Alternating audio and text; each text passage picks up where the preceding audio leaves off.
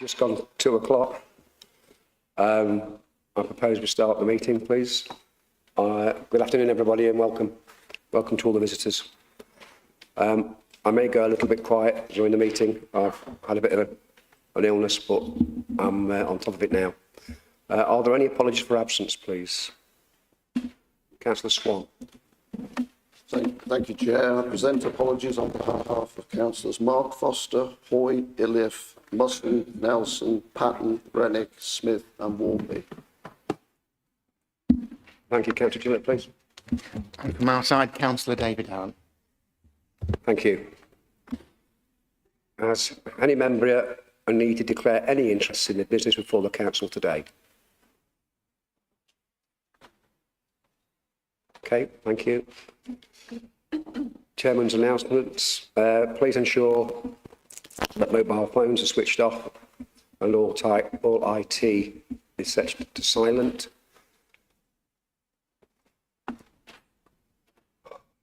Please remember to speak clearly into the microphones so that both councillors and members and public can hear the debate, and a reminder that the voting buttons are being used. Please press the button once to request to speak, and once at the end of the speech. There is no need to press it again. Please ask for assistance from Democratic Services. They are here to help you and are present if you need that help. A bit of a change. This meeting will be live streamed and available for subsequent playback through the Council's website. You should be aware the Council is a data controller under the Data Protection Act. Data collected during the webcast will be retained in accordance with the Council's published policies.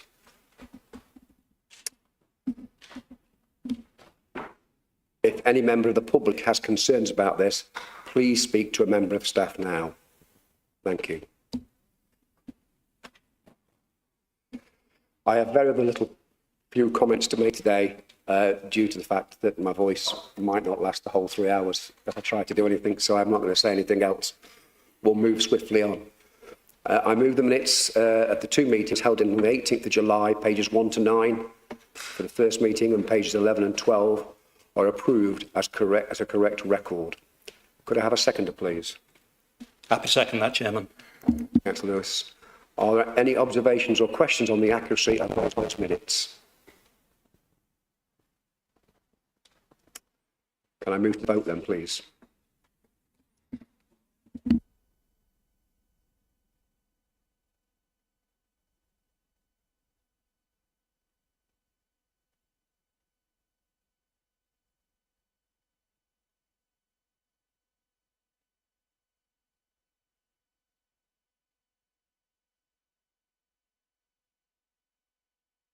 Has everyone voted that wishes to? If so, that's unanimous. Thank you very much indeed. Those minutes are approved. The next business is the report of the Leader of the Council and members' questions on that report. Councillor Lewis, please. Thank you very much indeed, Chairman. Just one item today, and I hope everybody's had a pretty decent summer. This is the first full council back since that. It's certainly been a wet one, that's for sure.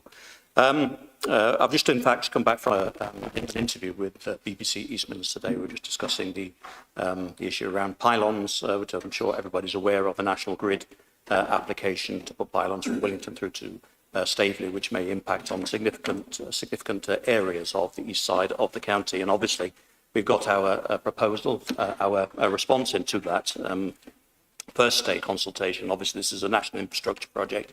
It's going to take some years before it actually happens, and this is just the first stage of that. And obviously, we put in a reasonably clear objection, not to the principle, to be clear, of having that necessary infrastructure, but just to be clear around where that infrastructure goes, and that it doesn't impact on some of our most important landscapes, our most important parts of Derbyshire and some of our key communities, and asking National Grid to consider mitigations that will lessen the impact of those pylons across Derbyshire. I know that similar questions have come to other local authorities right across Derbyshire. It's been a bit disappointing, to say the least, that all of those local authorities have not put in what could have been a clear objection without objecting to the principle, as we have done, and rather just left it hanging as something that they seem to be able to support in its current form. And I think that is doing a disservice to our communities, to our landscapes, and to the residents of Derbyshire. We have been quite clear in the way we put our objection into that consultation. So I just wanted to make that point, Chairman. Thank you very much indeed. Thank you. Councillor Ford, have you got a question, please? I do, Chair. Specifically on the issue of the pylons, can I just be clear about what the leader said? That he's disappointed in the responses from other councils, or he's disappointed in the fact that other councils haven't responded? And picking up on that point specifically, could I ask if he's raised this with what I'm sure have been quite fruitful one-to-one meetings of the leader of the council with the new set of members of parliament? Is this one of the issues he has raised directly to ask them to support us on? Councillor Lewis? Indeed. Well, if we've got councils that haven't responded to that consultation, I'd be even more disappointed in that, actually. It is something we are going to, as I say, this first stage consultation. This is a consultation with the National Grid. We have made our response to the National Grid. In all subsequent dealings with this particular matter, I would expect that we would enter into dialogue with other local authorities and with our MPs as we move forward as well. Councillor Gillett, please. Thank you, Chair. In preparing that report, could you just give us an assurance that the members didn't actually override any professional advice given by officers in terms of what was said in that report and force them to write something that they perhaps weren't comfortable with? Chairman, I can be absolutely clear in that. Thank you. Are there any other questions? No? We move on to item 6, which was a question from David Ingham to Councillor Lewis. David Ingham isn't here today. I don't intend to read the question out as it's been published with the agenda. Councillor Lewis, do you intend to answer this question? I'm going to send Mr Ingham a written response to that question since he's not here today. Okay, thank you.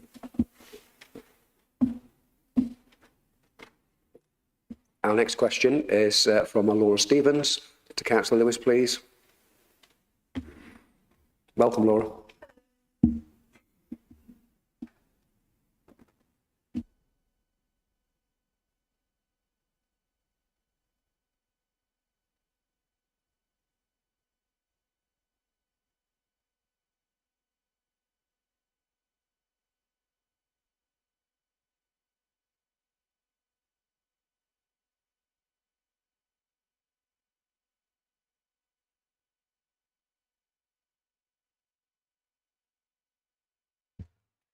Thank you.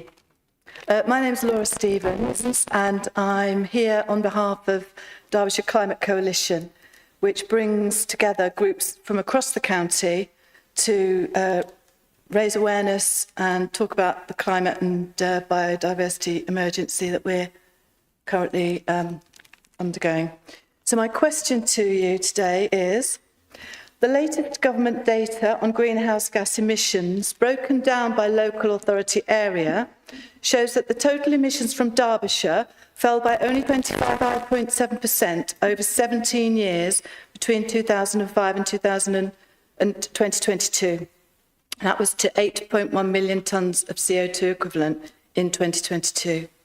This is far below the national average of 42.7% and clearly far short of the reductions required to meet net zero targets and safeguard our climate and the ecosystems on which we all depend.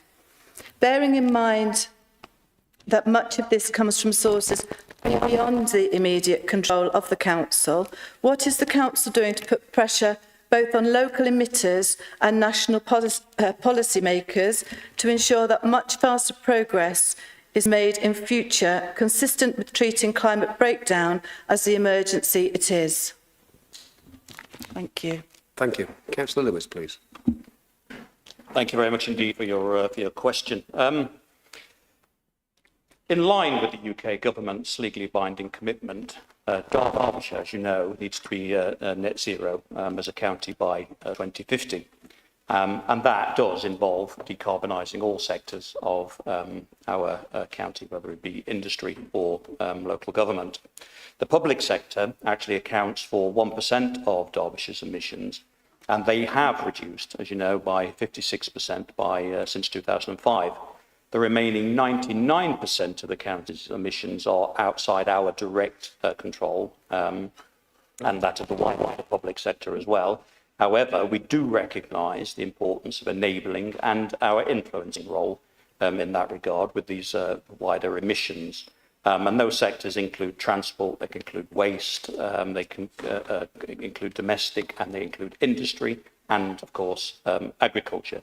And we've set out our priorities around decarbonisation here in Derbyshire as part of our climate change strategy, achieving net zero 2021-2025 report. So in terms of Derbyshire's emissions, the latest data provided by the Department of Energy Security and Net Zero shows that following the post-COVID increase in emissions between 2020 and 2021, there was, in fact, a 3% reduction in Derbyshire's emissions between 21 and 22. And that is in line with the national trends. Furthermore, those emission reductions for most of Derbyshire's sectors, both between 21 and 22 and since 2005 baseline year, have been consistent with national trends.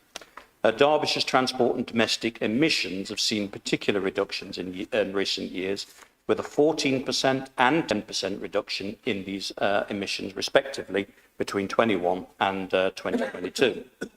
However, reductions in overall Derbyshire emissions are falling behind the national picture, with a 26% reduction in the county's emissions between 2005 and 2022, compared to a 43% reduction in the total UK's emissions during the same period.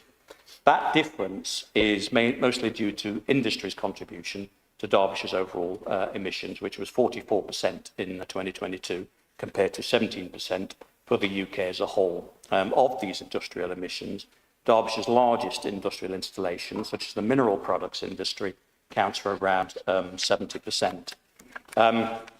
Due to the county's unique mineral products industry, which, as we know, creates a lot of jobs here in Derbyshire, it's mostly in a rural base as well, and the high amounts of energy needed for minerals extraction and processing, in particular around cement production. Derbyshire's industry is decarbonising because of that at a slower pace than the UK industry overall.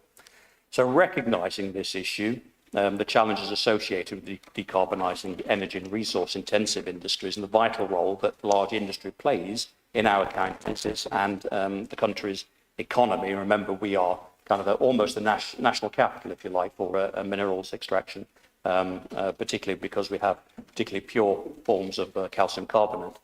The Council is taking proactive steps to work with the industry more closely on decarbonisation. I know that my colleague, Councillor Carolyn Rennick, has been working very closely with the minerals industry here in Derbyshire on that, and that includes a collaboration to achieve net zero memorandum of understanding with the county's mineral products industry, which was signed in April of 2023. And that MOU includes a commitment for the council and the mineral product industry to work together to accelerate near-term action to reduce carbon emissions through renewable energy generation and supply, efficient industrial processes, technologies, and better logistics, carbon capture, usage and storage, and securing private and public sector investment in that wider net to ensure that we get towards that and achieve that with the net zero infrastructure, basically. So I hope that helps. Very thorough response.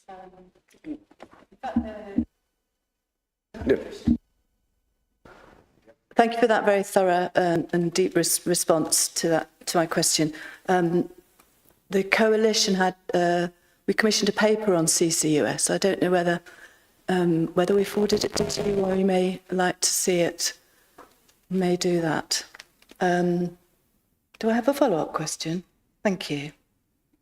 As council emissions reductions are not on track to meet net zero targets, I wonder if you could briefly update us on what the County Council plans to do to ensure faster progress can be made to reduce total emissions that are within the scope of influence of the Council.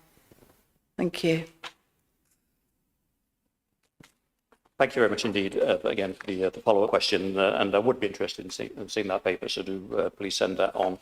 Well, just to explore that partnership as a classic case in point, I think, and our willingness to work with wider industry and other emitters, and of course in the domestic sphere, I think we still have a job of work around that, trying to influence folks at home, basically, to reduce their emissions where possible, and we certainly do as much as we can proactively in that space. But just to explore that sort of that net zero memorandum of understanding collaboration, if you like. So since its formation, this partnership between the Council and the mineral products industry has been lobbying government for systemic change on aspects that have an impact on the industry's ability to decarbonise, such as planning policy restrictions and national grid constraints that impede renewable energy project development. The action has included writing to the joint lobbying letters to the Minister of the Secretary, the Minister of State, or the Minister for the Ministry of Housing, Communities and Local Government. We never make these titles any easier. The President of the National Grid, and of course our Derbyshire MPs. This work has also included new and strengthened areas of collaboration with the minerals products industry on topics such as green skills and employment and sustainable transport, which is another key area. As you'll know, we are quite constrained on the roads that we can use around Derbyshire. Council is also a stakeholder in the ambitious and innovative peak cluster proposals being led by the mineral products industry to capture, transport and permanently store carbon emissions from industries across Derbyshire, Staffordshire and Cheshire. And the Council was highly praised in its proactive and committed approach to working with the minerals products industry.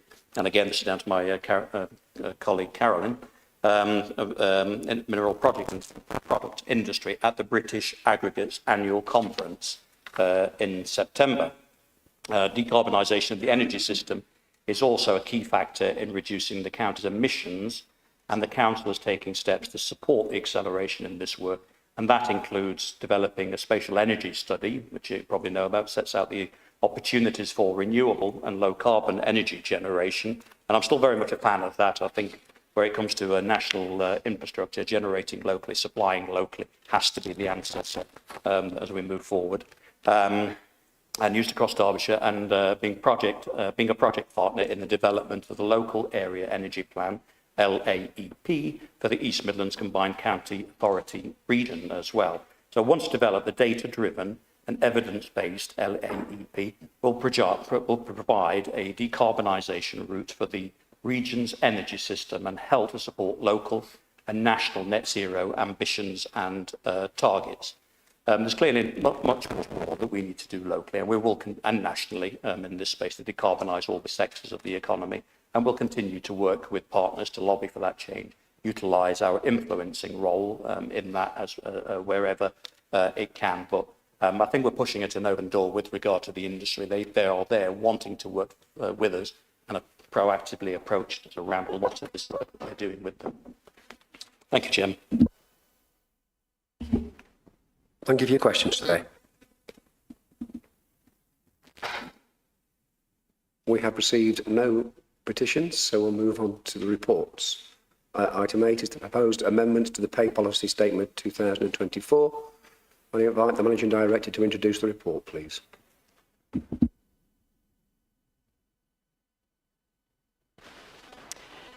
Thank you, Chair.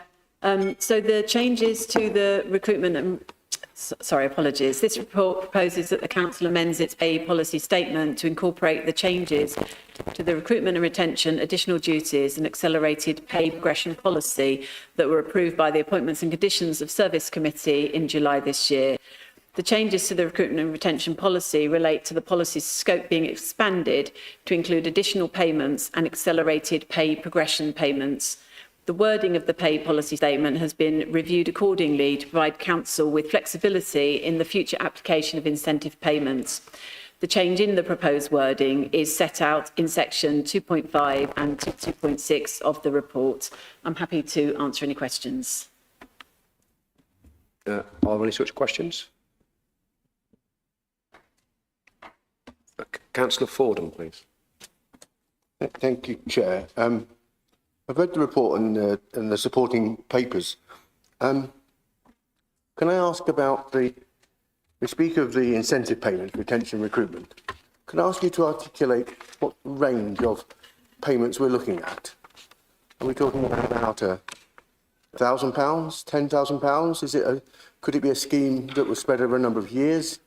Could it be a percentage of a salary? Can it be reported by department to council in the future? I suppose I raise this because if you read the audit reports of councils that are in trouble, it is this issue that is highlighted as one of those that affects councils where staff leaving rates become problematic. And I would cite in the reports I've looked at Woking, Northampton, Watford and Nottingham. And it cites incentive payments and recruitment and retention as emblematic of councils that are, I think the word it uses, in crisis. So I think the range and limit of those payments and the number of years it spans would be really helpful to have an articulation of what that means. I do have one answer to that question. Thank you, Chair. So in terms of those incentive payments, I think the context within which we're setting these is a council that is, if we compare ourselves to our comparators, is a bottom quartile payer. And we're also a county that is geographically surrounded by a range of other councils, both districts and borough councils, but also other counties and significant city councils as well, that are offering much more competitive wages. So that's the context within which these payments were proposed and were approved by ACOS committee. In terms of the rationale for them, very much set around enabling us to retain and recruit as in line with the policy, where we have significant challenges around retaining staff, but also, and I think importantly, where we have gaps in provision and we're asking our existing colleagues across the organisation to take on additional capacity whilst we are recruiting to those roles. It is intended with this policy that it will be done on an exceptional basis. So it's certainly not the intention with this policy for it to be implemented as a matter of course. Always we will explore other options around asking individuals to take on more than is designed specifically for their role. But in those exceptional circumstances, it's appropriate to remunerate those individuals that are taking on a significant amount of additional workload, particularly on a short-term basis, to ensure that they're appropriately remunerated. In terms of the specific amounts, the policy hasn't been framed in terms of operating specific amounts because any calculation of an amount due to be paid would be based on our existing job evaluation scheme and weighing up the value of that work that was being done for the time period over which it was being done and calculated in that way. So we haven't got a blanket amount. It's very much on an exceptional basis and calculated based on the value of the work that's being undertaken. Thank you. Councillor Spencer, please. Thank you, Chairman. And this paper has been worked through very systematically. I thank all those who've been involved in that process. I think Councillor Fordham raises a reasonable point, but I want to give assurance now that this isn't a matter of course. This is a need the council needs to address to fulfil critical roles within this organisation. And that has come about for various reasons, as the Managing Director has explained. Geographic location, the pay level that is set through our single status negotiations, and the level which that is set at, and the lower third across the country. And we need to make sure that some of the roles within the organisation are filled quickly, effectively and efficiently. There has been full debate about this particular issue at the ACOS committee, and I thank all those who contributed to that. There has been discussions with the trade unions throughout the process, and this is about fairness in many respects as well, recognising the contribution that our staff make in very challenging circumstances and making sure we have the right people in the right place to carry out the roles that we expect of them. So on that basis, Chairman, I'm going to move the recommendations in the report. Thank you. Councillor Lewis, please. Happy to second that. Reserve the right to speak. Thank you. Are there any observations or further questions? Councillor Fordham, please. Sorry, Chair, I thought my questions would elucidate the answer I needed, but actually I think Councillor Spencer has taken us into territory I feared we might be going into, that this is being done out of need. It's a slippery slope. We're in a difficult position. We have budget overspends. We have a difficult set of financial arrangements to meet due to years of national government of all parties and all colours starving local government. And we're now moving into a scheme where we will increase our payments for incentives, recruitment and retention. I realise that the aim is to try and secure a more stable and effective workforce by keeping the best, by attracting the best, and by remunerating them, I think the word used was fairly. But that is not how it is often seen. It is not how it often works out.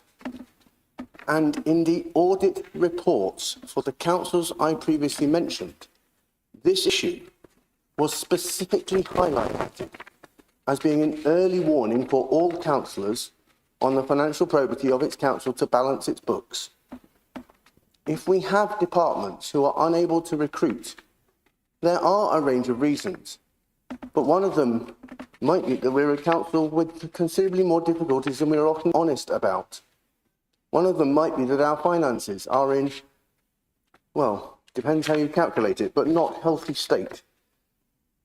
That actually the range and limit of what the payments might be is important. I realise it's not specified yet. How they are reported, whether it's done by department or by service, matters, because these soon come large numbers. I'm not suggesting that we can oppose this report meaningfully, but I do say it is symptomatic of councils that have faced significant problems and where government intervention has subsequently followed. Let us not be part of that. Are there any further questions? Before I ask Councillor Spencer to sum up? No? Okay, Councillor Spencer, please. Chairman, I do not agree with Councillor Fordham's representation of the purpose of this paper or the representations that Councillor Fordham has suggested that we are carrying out as a consequence of desperation in his interpretation. This is about practicalities. This is about addressing the needs of the organisation. There are many parts of this organisation that deliver statutory services, and we need people in those roles to carry out those statutory duties, and we need people with the right skill sets and the right ambitions for this authority. I have said on many occasions in this chamber that the pay line needs to be considered, and it will be considered. And that will take away the need for the implementation of suggestions of the policies we're talking about today. Having said that, Chairman, every authority up and down the country is facing similar challenges. And it is ludicrous to suggest that this authority, many of the issues that Councillor Fordham refers to as far as financial stability of authorities is concerned, refer to pay and conditions, often equal pay claims. And that is one thing this authority does not have and should not have. And that is why it is important that the ACOS committee carry out their proposals in the way we have today, take it through the correct mechanisms with the trade unions and all concerned, discuss them properly and bring them to full council. So on that basis, Chairman, that's why they're here. Thank you. Thank you. Can we move to the vote then, please?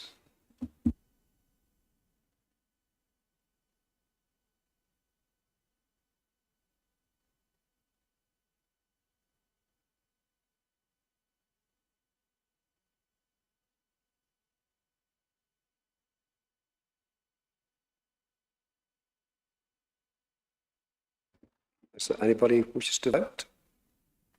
We seem to have everybody. Okay, thank you.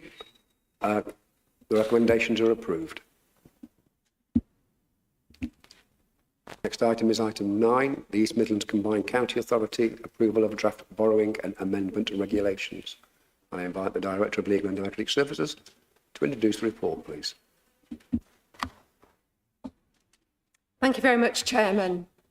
Members will recall that at its meeting on the 7th of December 2023, full council agreed to the creation of the East Midlands Combined County Authority, excuse me, with the council as a constituent member.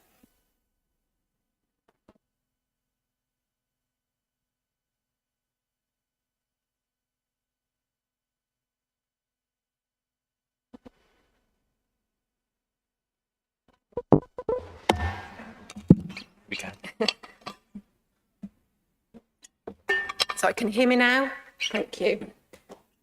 So shall I start again? So members will recall that at its meeting on the 7th of December 2023, full council agreed to the creation of the East Midlands Combined County Authority with the council as a constituent member and consented to the making of the East Midlands Combined County Authority Regulations 2024. EMCA became a legal entity in February of this year. This report seeks consent to the making of some further regulations and a delegation to approve the final version once they have been signed off by the Joint Committee on Statutory Instruments. Consent to the regulations needs to be given by the 4 constituent councils and the Combined Accountant Authority. The necessary approvals have already been given by Nottinghamshire County Council and Nottingham City Council. Derby City Council is meeting later today. The report summarises the content of the draft regulations. I do not intend to go through this in detail, but just wish to highlight a couple of points. The regulations will give EMCA the general power of competence limited to economic development and regeneration functions only. EMCA already has general and incidental powers that are available to all combined county authorities, and initially it was considered these were sufficient to discharge the economic development and regeneration functions set out in the deal and the proposal. However, MHCLG is of the view these are not sufficient and EMCA should have the limited general power of competence, which has also been provided to other combined authorities. This power will ensure EMCA has the same tools and flexibility in respect of economic development and regeneration as the constituent councils in order to deliver on our shared priorities. Members may also recall the deal and the proposal envisaged EMCA would have the power to borrow. It was therefore always the intention that this would be included in regulations, and these regulations therefore seek to provide EMCA with the power to borrow. It's worth me pointing out that there are controls in place to regulate how EMCA would exercise this borrowing power. The regulations will also provide EMCA with the power to agree to give votes to non-constituent members at committees. The Levelling Up and Regeneration Act includes the power for EMCA to give votes to non-constituent members at the board, but at the moment there isn't a power for votes to be given at committees or subcommittees. The regulations would give EMCA this power to give non-constituent members votes, but clearly it is for the board to decide whether to exercise that power. In terms of the next steps, if all 4 councils and EMCA agree, the draft regulations will go through the parliamentary process, starting with the Joint Committee on Statutory Instruments, and then will be formally laid. As before, the council report is seeking a delegation to approve the final wording. The recommendations are on page 41, and I'm happy to take any technical questions, Chair. Are there any such questions?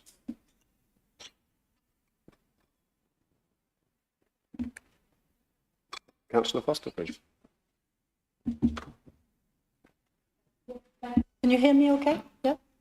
Just a clarification, you haven't mentioned the point 2.16 that we are asked to consent to, which would grant the ability of the mayor to establish committees and subcommittees to delegate the exercise of mayoral functions.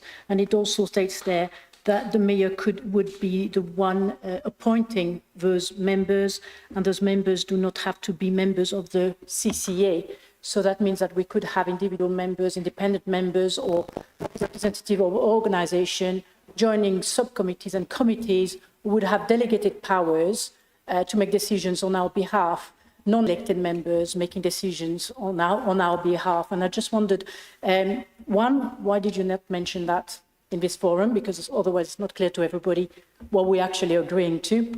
And two, what are the safeguarding measures in place to make sure that actually the constituent members have some say on who those members are on the subcommittee, because they will have delegated powers.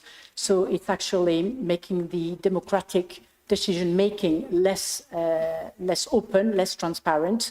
And further down the line, we could find ourselves having, decisions made that we don't agree with and we can't do anything about. So I just wanted to have one clarification why this wasn't mentioned in your briefing. You might have forgotten to mention it to us. But two, what are the safeguarding measures that are in place to guarantee that the democratic decision-making power? Thank you.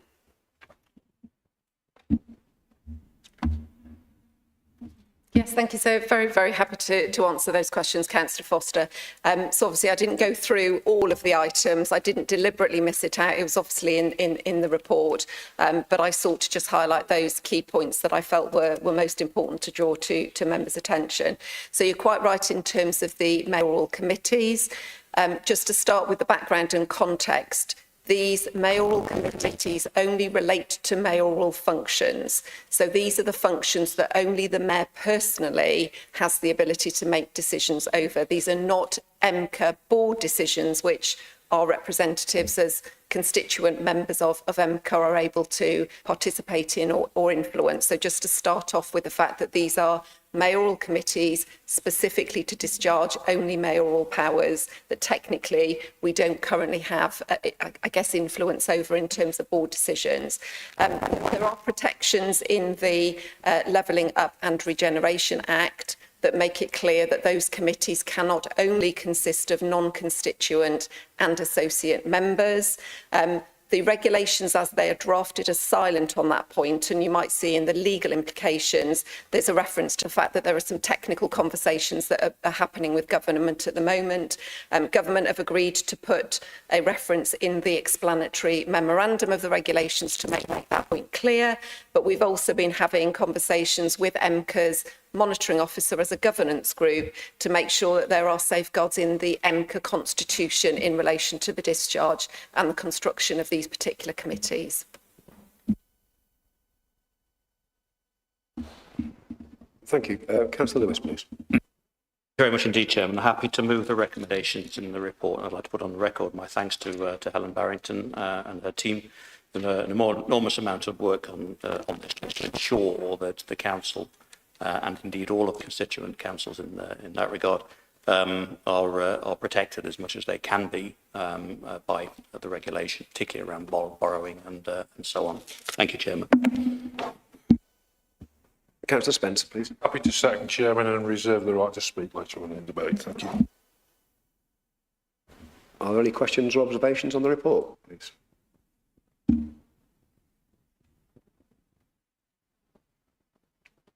Okay. We move to the vote then, please.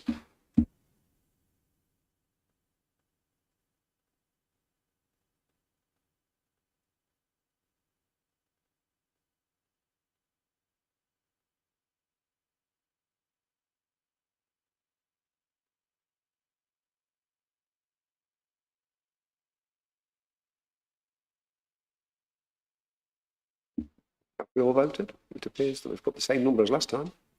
Okay, thank you. Those recommendations are approved. The next item is item 10, report to the Chairman of the Governance, Ethics and Standards Committee. I'll invite the Director of Legal and Democratic Services to introduce the report, please.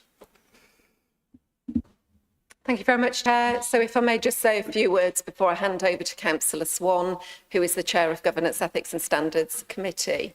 So as members of Council will be aware, the Chairman of the Governance, Ethics and Standards Committee is required to present an annual report to full Council. The annual report was considered and endorsed by the Governance, Ethics and Standards Committee at its meeting in July.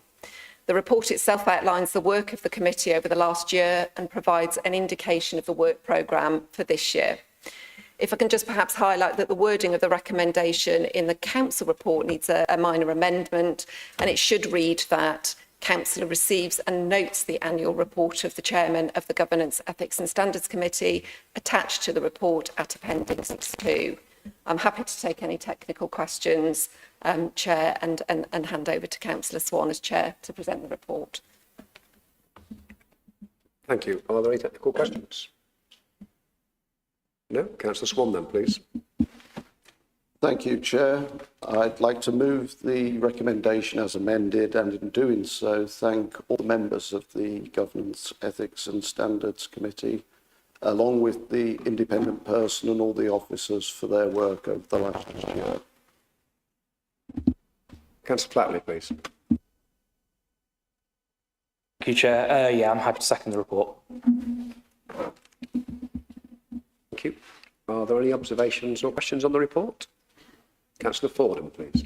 Thank you, Chair. I wonder if I might ask the Chair of the committee, Councillor Swan, and the Sister of the Council, as it were, to consider. When we discussed setting up of EMCA and the mayoralty, there was a conversation we had about whether or not this chamber could in some way hold them to account. And I wonder whether the committee might, over the course of the business, consider having a slot or just an item on the agenda even, where it was accountability for those who sit and attend EMCA. That might also attend to the National Park as well, which we have representatives on, but on which in my 3.5 years in this chamber, we haven't had any discussion whatsoever that holds people to account on that responsibility. So I wonder if the committee could turn its attention to that. And just to make my final but perennial point that Councillor Swan rightly thanks the contribution of all members, but I'll say to the Sister of the Council, this, of course, committee does not reflect all of the political parties in this chamber. It only reflects 2 of the 5. And in that sense, the Council misses an opportunity to use the Constitution as a defender of all councillors. It simply makes it the purview of the 2 large groups, as it were.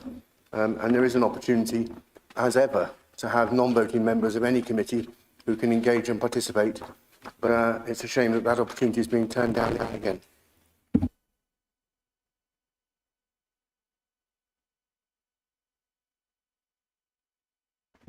I think those points have been noted. Thank you.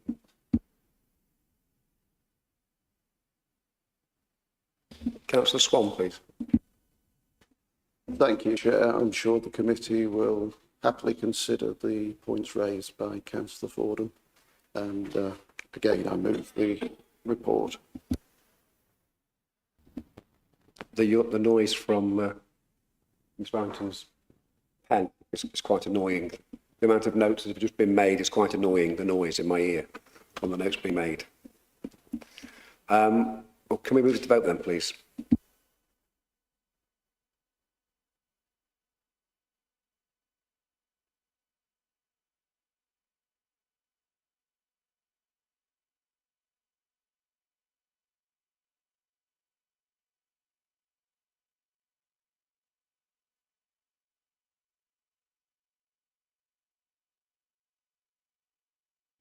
Have we all voted that wish to vote? Anybody problems? Okay, so those recommendations are approved. Thank you. The next is item 11, performance monitoring and budget monitoring forecast outturn 24-25 as at Q1, 30th of June 24. And I invite the Managing Director to introduce the report, please. Thank you, Chair. This report sets out the Council's performance against the Council Plan priorities and the financial performance against the 24-25 revenue budget and savings plan. In summary, as at Q1, the Council is forecasting a net overspend of £20,163,000 against the approved revenue budget for 24-25. The savings delivery is on track in most areas, but continuing demand and cost pressures in adults and children's social care services are resulting in forecast expenditure being significantly in excess of budget. These forecast overspends are mitigated in part by a forecast reduction in expenditure against corporate budgets of just under £17 million, as well as a range of smaller forecast underspends on the remaining portfolios. The report sets out that given the significant levels of forecast overspends across departments, executive directors are required to reduce expenditure to ensure they operate within their cash-limited budget. Clearly, the portfolio outturns is indicating that that work is progressing well, but it also highlights a significant pressure being faced in adult social care portfolio and also children's services. The position around the Council's forecast overspend will continue to be monitored closely throughout the financial year and reported to Cabinet and Council accordingly. In terms of performance, progress against the 33 strategic objectives outlined in the 24-25 Council plans shows that to date in the first quarter, 1 of them, 3%, have been completed, 19 have good progress and 12 require review. The strategic objective relating to a digital improvement programme is being reviewed following the establishment of a new digital division at the start of the year, and progress for that will be assessed for quarter 2. Chair, the recommendations are set out in section 7 of the report, and I'm happy to answer any questions. Are there any such questions? No? Okay. Councillor Spencer then, please. Yes, Chairman, thank you. Well, this is a rerun of the report that was taken to Cabinet last month. There is little more I can add to the facts that the Managing Director has put forward this afternoon. So I'll move the recommendations on page 61. Thank you, Chair. Thank you. Councillor Lewis, please. Happy to second the recommendations, reserve the right to speak as well, Chairman. Thank you. Councillor Gillett, please. Chair, thank you for that. And I think I'd also want to put on record the thanks, my personal thanks, excuse me, but also the thanks of my group for this help and support that the finance team have given us both in preparing that report, obviously, but more importantly, through talking us through it, for the patience in explaining what can be quite a difficult subject and making it at least appear very straightforward, even though I know it's not.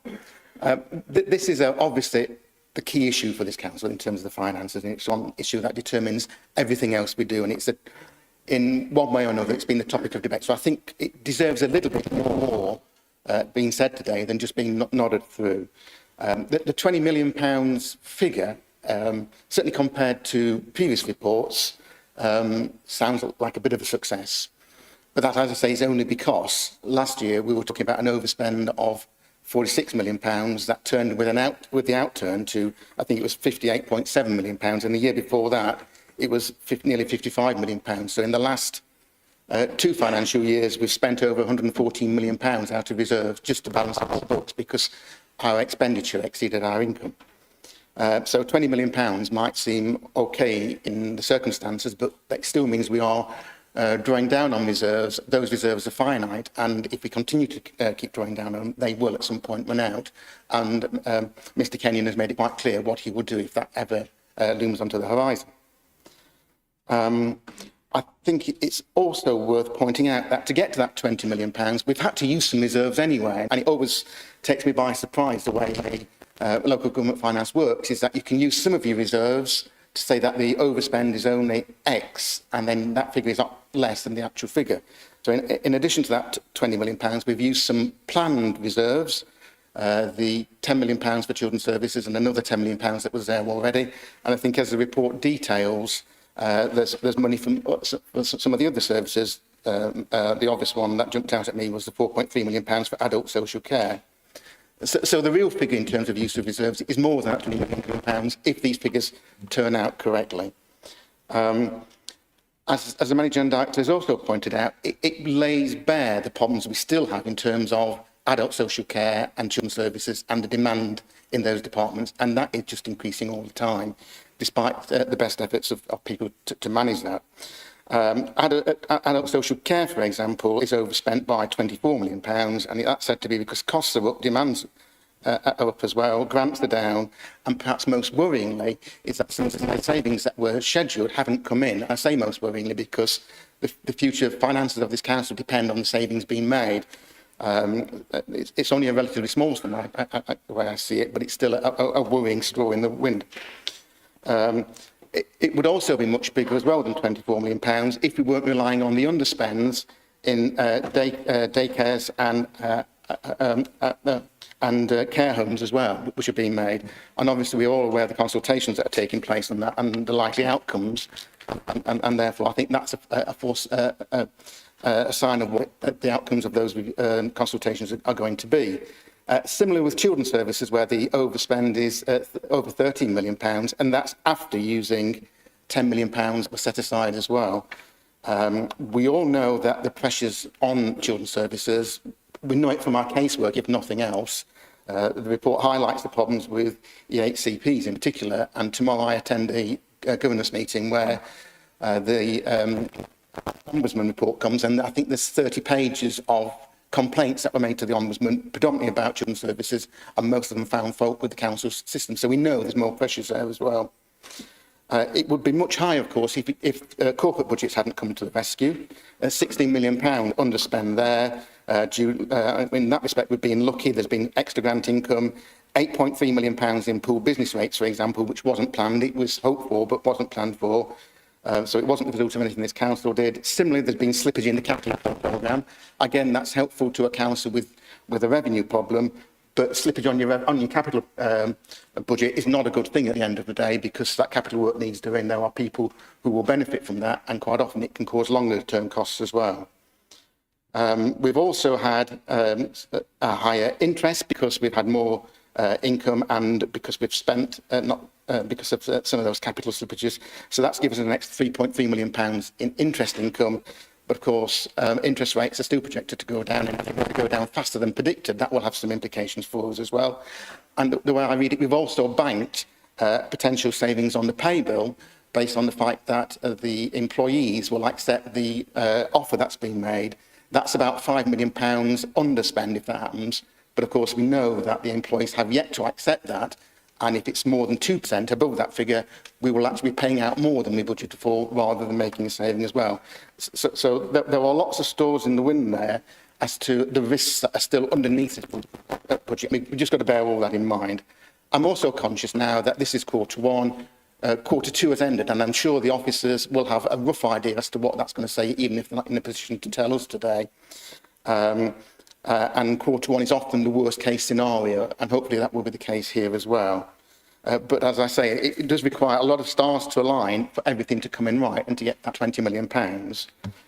And the report also deals with the savings and the need to make those, and it does say that most are green or amber. But in fairness, a lot of them haven't hit the hard reactive implementation yet. They're still being worked through either by the office or in terms of consultations and the like as well. And I think the one thing that we must always bear in mind, that in terms of the services and the consultations and the cuts that are being proposed, yes, they are services, but behind those are real people. They are the services that people in Derbyshire depend on, and they are going to get less as a result of all of this, irrespective of what happens. And the council is once again filling its financial black hole by cutting services to Derbyshire residents, and I think that's something we should never, ever forget. So, yes, while it is a better report than the one that landed last year with that horrifying figure of £46 million, we're nowhere near out of the woods yet. There's still a lot more to do, and a lot of pain to be felt by people in Derbyshire as well, as a result of the way this budget has been mismanaged over the years. Councillor George. Councillor George, please. Thank you very much, and thank you for the information here. I've just got some fairly specific questions to ask about some of the points in the report, and particularly on both adults and children's, as my colleague highlighted. The overspend of almost £40 million of purchased services in adult social care is where the bulk of these problems are lying. And when we know that we've had 200 beds closed in Derbyshire's own care homes, so those care homes are running less efficiently, the report points out there's a £3.9 million overspend on care homes. then I wonder what the council is doing to actually look at how to maximise the efficiency of that spending in purchased services, regardless of the political fact that that there's a consultation ongoing on proposals to close up to 11 of those care homes. There are beds needed, and this council is paying well over the odds for beds for residential care. So I hope that's being looked at. On page 85, on the risk assessment in terms of adult social care, it states that additional income from the new community charging policy from July is built into the forecast as fully achieved. I assume that is the care co-charging policy that was introduced in July. As councillors, certainly my colleagues on the Labour benches and I are seeing some horrific impacts of those massive increases in charges to people receiving care at home. And it's quite worrying is some of the errors that are being made by the private company that's running that contract. And if the council are assuming that those savings are fully achieved, then that is going to be on the back of some of the most vulnerable people in Derbyshire paying huge amounts more. And I wondered what is being done to look at the impact of those charges and to make sure that people are left with a decent standard of living. In terms of children's services, and we know that councils everywhere are seeing issues with send transport, but that's particularly the case in Derbyshire, and all of us in September, I'm sure, will have received lots of reports from parents of struggles that they're having with send transport in particular. Our main provider in High Peak only received notification on the Tuesday evening that they had the contracts to deliver send transport taxi services to get children to school the next morning on Wednesday. And that is not an efficient way to be running a council, to be running services and commissioning them, because those providers are having to build in those inefficiencies of costs to make sure that that their drivers are available. Many drivers haven't received the appropriate DBS checks in terms of safeguarding, and children are still not getting to school. So I'm glad to see that there's going to be some look into send transport and to making it more efficient and effective, but it really does beg the question, why on earth wasn't that done before the start of the school year in September? Thank you. Councillor Major, please. Thank you, Chairman. It's quite rightly pointed out that a lot of our problems are from demand-led services, and I would say there is obviously action that needs to be taken on, particularly on adult social care. It didn't help, obviously, that one of the first actions of the Labour government was to scrap social care cap. And they've made lots of promises, but the moment they get into power, it all disappears.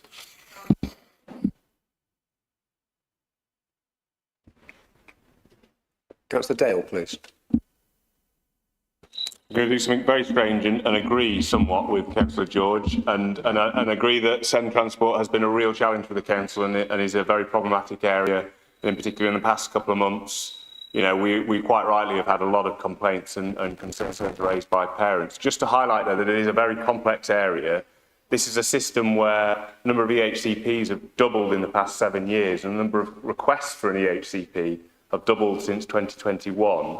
So it is understandable to a degree that with that huge swelling of pressure on the system, that there are going to be challenges in terms of the delays to get transport sorted. One of the issues is DBS checks, as you rightly pointed out, and I think it's absolutely vital that we are as stringent as possible in terms of expecting drivers to have those full DBS checks at the right rate to ensure that our children are safe, and that has created some issues. Some of the issues have also been caused in part by trying to improve the system in terms of making sure that parents do reapply for send transport. It's not always a guarantee that if a child has an EHCP, they are necessarily entitled to transport. That's a different process. And perhaps we haven't been as clear with parents in communicating the bits of the process that they need to do, and that has added some time as well. So I would agree with her that there are challenges there, and we are working very hard to overcome them. But it's not a straightforward thing that you can fix like that, especially when you've got a doubling of demand over that period of time, and some real pressures in the team. And understandably, we can't afford to double the capacity in those teams because of the issues that we're already talking about. So just thought I'd highlight those points. I agree it's not good enough. It needs to get better, but it is absolutely being worked on as a huge priority. Both myself and Councillor Cupit and all of the officers are paying very regular attention to it, lots of meetings to try and address the issues and try and make those improvements. Thank you, Chair. Councillor Lewis, please. Thank you very much indeed. There are points, of course, where we will agree with you on, and Councillor Dale has just highlighted some of those. But the increase in demand in adult social care is quite significant on this and many other local authorities across the country. In particular, we have a cohort of working age young people are coming into the service with learning disabilities and other disabilities, which of course impacts on that demand figure as well, and that's gone up quite substantially over recent years.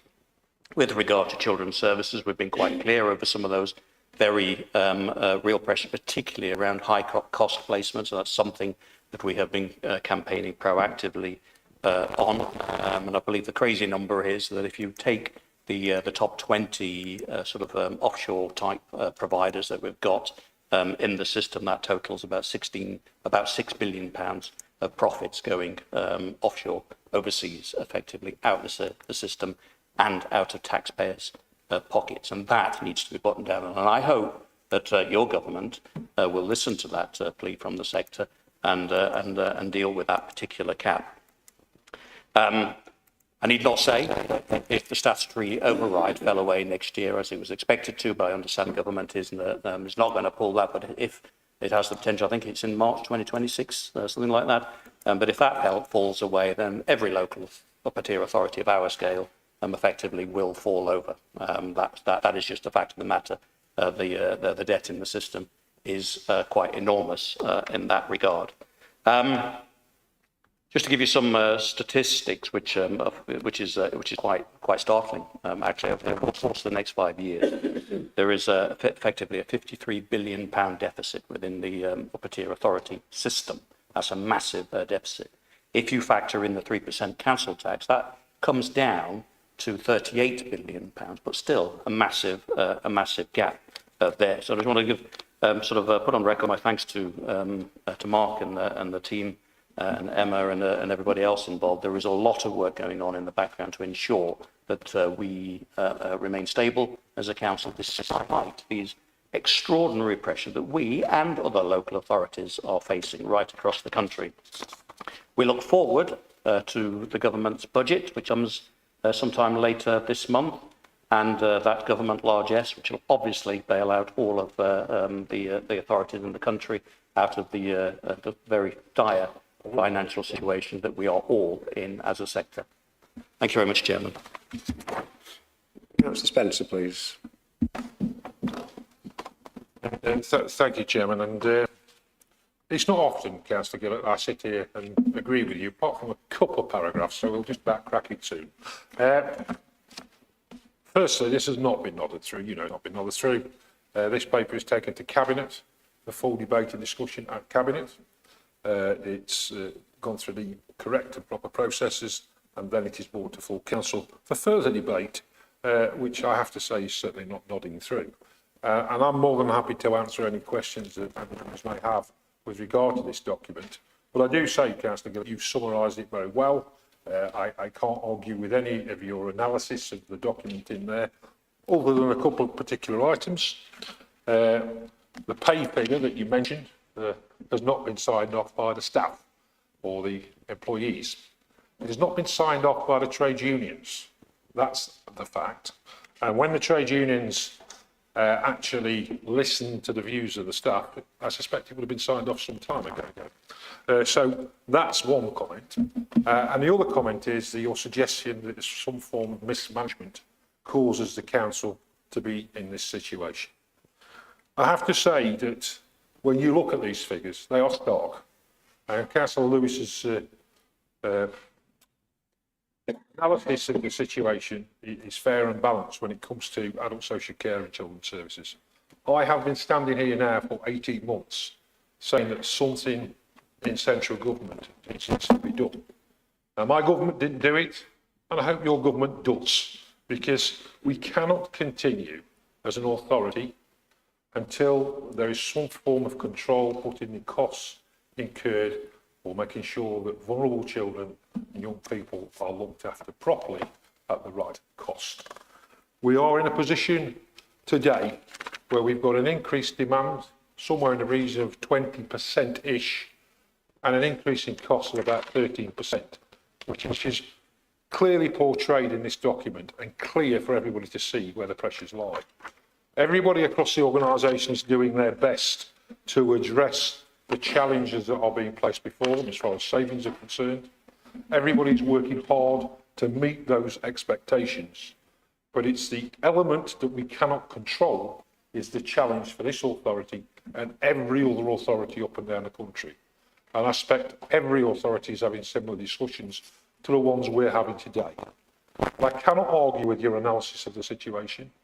I cannot tell you it's going to get better overnight, but I can tell you what I think the solution is. And I think it has got to be a central government intervention in the way in which these costs are set. And there needs to be an intervention in such a way that it can balance and allow local authorities up and down the country to get those books back in balance, because at the moment they're out of kilter and we do have statutory duties to fulfil. So on that basis, Chairman, I'll wind it up and let's get to a vote. Thank you. Thank you. Can we please move to the vote?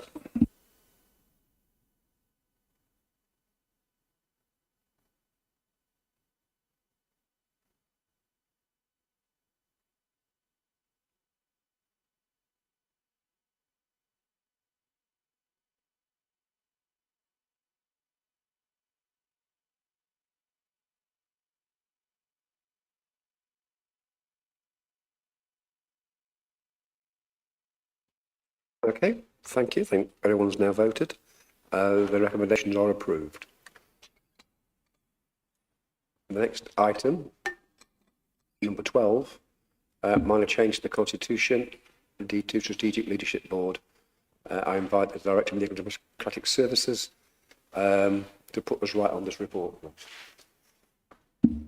Yes, thank you very much, Chairman. So apologies, this report has been included in this agenda. The item was dealt with at the last council meeting and therefore the report can be withdrawn from the agenda today. Thank you. Item 13. Decisions taken as a matter of urgency and key decisions and special urgency. Again, in the hands of the Director of Legal and Democratic Services, please. Thank you very much, Chairman. So this is a standard report that members of Council should now be familiar with. It's simply here for Council to note. As usual, I'm happy to take any technical questions on the report, but members will appreciate that it would not be appropriate for me to answer any detailed questions today on any exempt and confidential items that are mentioned in the appendices. The recommendation is on page 169. Thank you, Chairman. Are there any such questions for the Director? No? Could I have a proposal then, please? Councillor Lewis?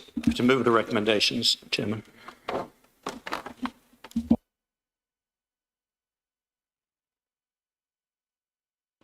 Thank you. Has anybody any questions, observations, or wish to speak about it? No? Okay, then we'll move to the vote then, please. Thank you.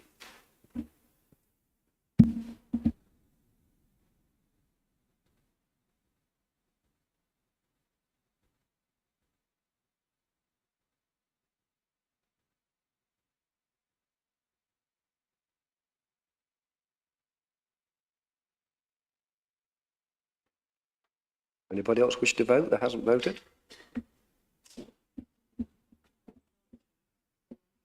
We're almost there.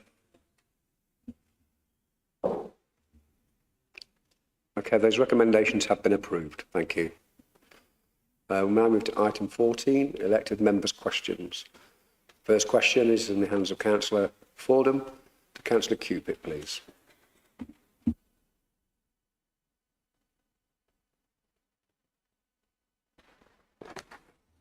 What dialogue has taken place regarding the Chesterfield footbridges over the A61 between the Highways Department and Chesterfield Borough Council regarding making the bridges less accessible for attempted suicide? Councillor Cupid, please. Thank you, Chair, and thank you to Councillor Fordham for your question on this really important topic. I can confirm extensive dialogue has taken place between DCC, Chesterfield Borough Council, as well as other relevant important agencies in relation to the sad issues of attempted suicides around footbridges in Chesterfield. Highways have been involved in recent multi-agency meetings, as well as a site visit in this regard, as part of the Derbyshire Self-Harm and Suicide Prevention Partnership Forum, and also a specific suicide cluster response process. I understand this is led by DCC Public Health under Councillor Hart, but alongside Highways, in relation to the structural components of the footbridges, has also included Chesterfield Borough Council, Derbyshire Police, the Samaritans, Derbyshire Healthcare Trust, the Transport Police and the Tomorrow Project. And together, the locations, history and prevention measures have all been discussed and are being progressed and will be kept under constant review. Thank you. Have you got a supplementary question, Councillor Fordham? There are essentially 3 footbridges of concern, 2 of which are simply footbridges from one part of relatively derelict parts of town to another. But the footbridge from the railway station to Corporation Street, where the Borough Council is spending multi-millions on refurbishing Corporation Street and the station forecourt, and the bit of the jigsaw that appears to be missing is no plan by DCC to deal with that railway station footbridge. Seems to me to be a bit odd. Can I ask the portfolio holder to reconsider that, given major works are taking place at the railway station with the demolition of the hotel and the sight line being created in order to have a better forecourt, and then the significant investment in the marketplace regeneration in the heart of Chesterfield? It just seems wrong to perpetuate a situation where we have a footbridge, which is a known dark attraction point, from which I'm aware of at least 5 attempts this year, some by children. And yet we are doing nothing, it seems, to actually make the bridge suicide proof. I understand the preventative work, which the partnership deals with, but there is an opportunity here with 2 major redevelopments, the keys held by the Borough Council, but you hold the key to making this solitary footbridge, which is currently the focus for dark decisions, to make it suicide proof. And it appears that we're not going to take that action from what I think you just said. Councillor Cupid, please.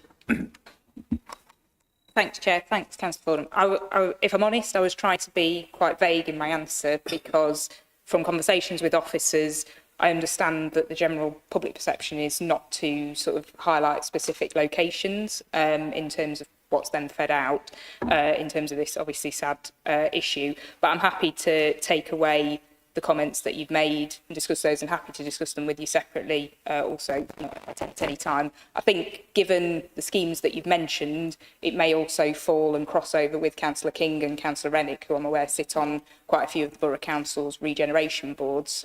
I'm sure they've sat here today and noted it, but we'll also again take it up with them as well so that we can work together on it. So yeah, happy to take that away. Thank you, Councillor Cupid. Councillor, question 2, Councillor Fordham, please, to Councillor Dale. Chair, what measures are in place in schools in Derbyshire to aid, support and assist staff and pupils in the face of attempted suicide by young people? Councillor Dale. Thank you, Chair. Thank you for your question, Councillor Fordham. As you'll no doubt be aware, schools themselves are primarily responsible for the safety of their pupils and staff. But as your question rightly suggests, we do play an active role and an important role in supporting them to keep children and young people safe and promote positive mental health. The Derbyshire Mental Health Pathway Guidance document was developed as part of the whole school approach to mental health offer to support schools and settings to better understand where to get support. The guidance was developed in collaboration with CAMS and was launched in April 2022 and is currently being updated. The new version it's intended will be launched in the spring of next year.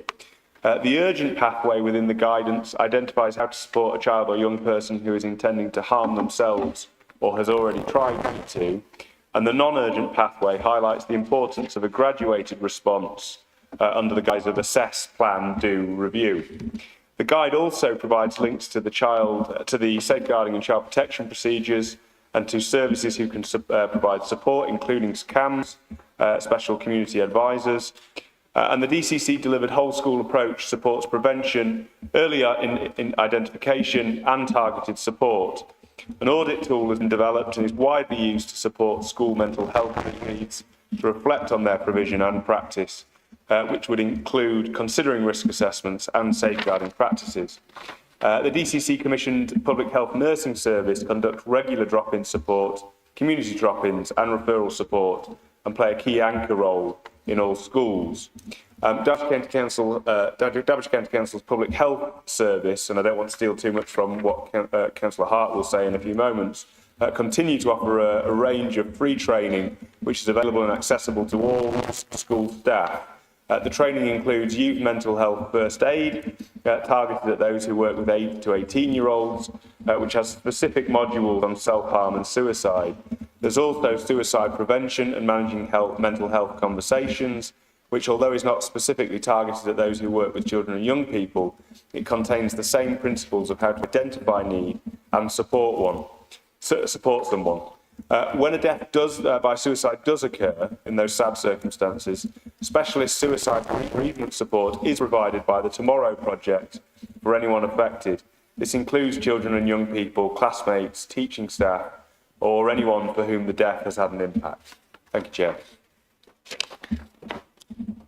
Thank you. Have you a supplementary question? I'm interested to hear that the policy is being reviewed from April 22. I wonder if, when you talk about the whole school approach, whether specific guidance could be handled that included the consideration of siblings and cousins within the school. Very, very specific issue. For children moved between schools, it seems that the attempt at suicide is not uncommon. And I realise that when you're talking about children who are not settled into a school and for whom it becomes problematic, more extreme measures become relevant. But it seems to me there's an opportunity there to identify ahead in relation to suicide prevention. If we are doing a whole school approach, I will just mention that in relation to this, when a school contacts the next of kin,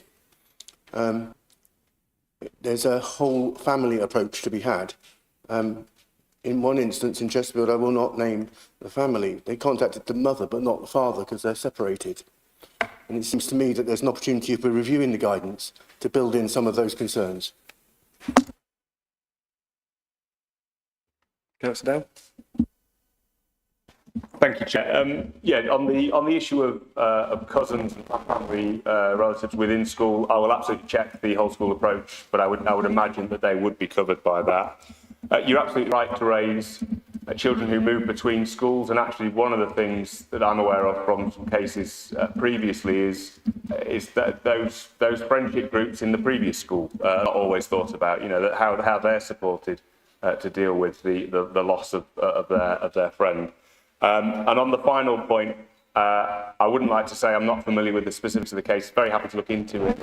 I would imagine it may be to do with who has parental responsibility, but I would agree with you. You know, there are some things where those sorts of things need to be dealt with a bit more caution and sincerity. So I will happily look at that case if you want to send me the details. Thank you, Chair.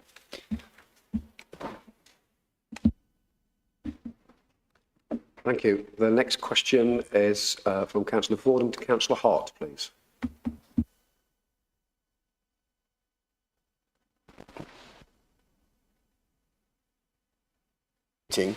By social services regarding the further attempts at suicide in Chesterfield amongst both adults and children.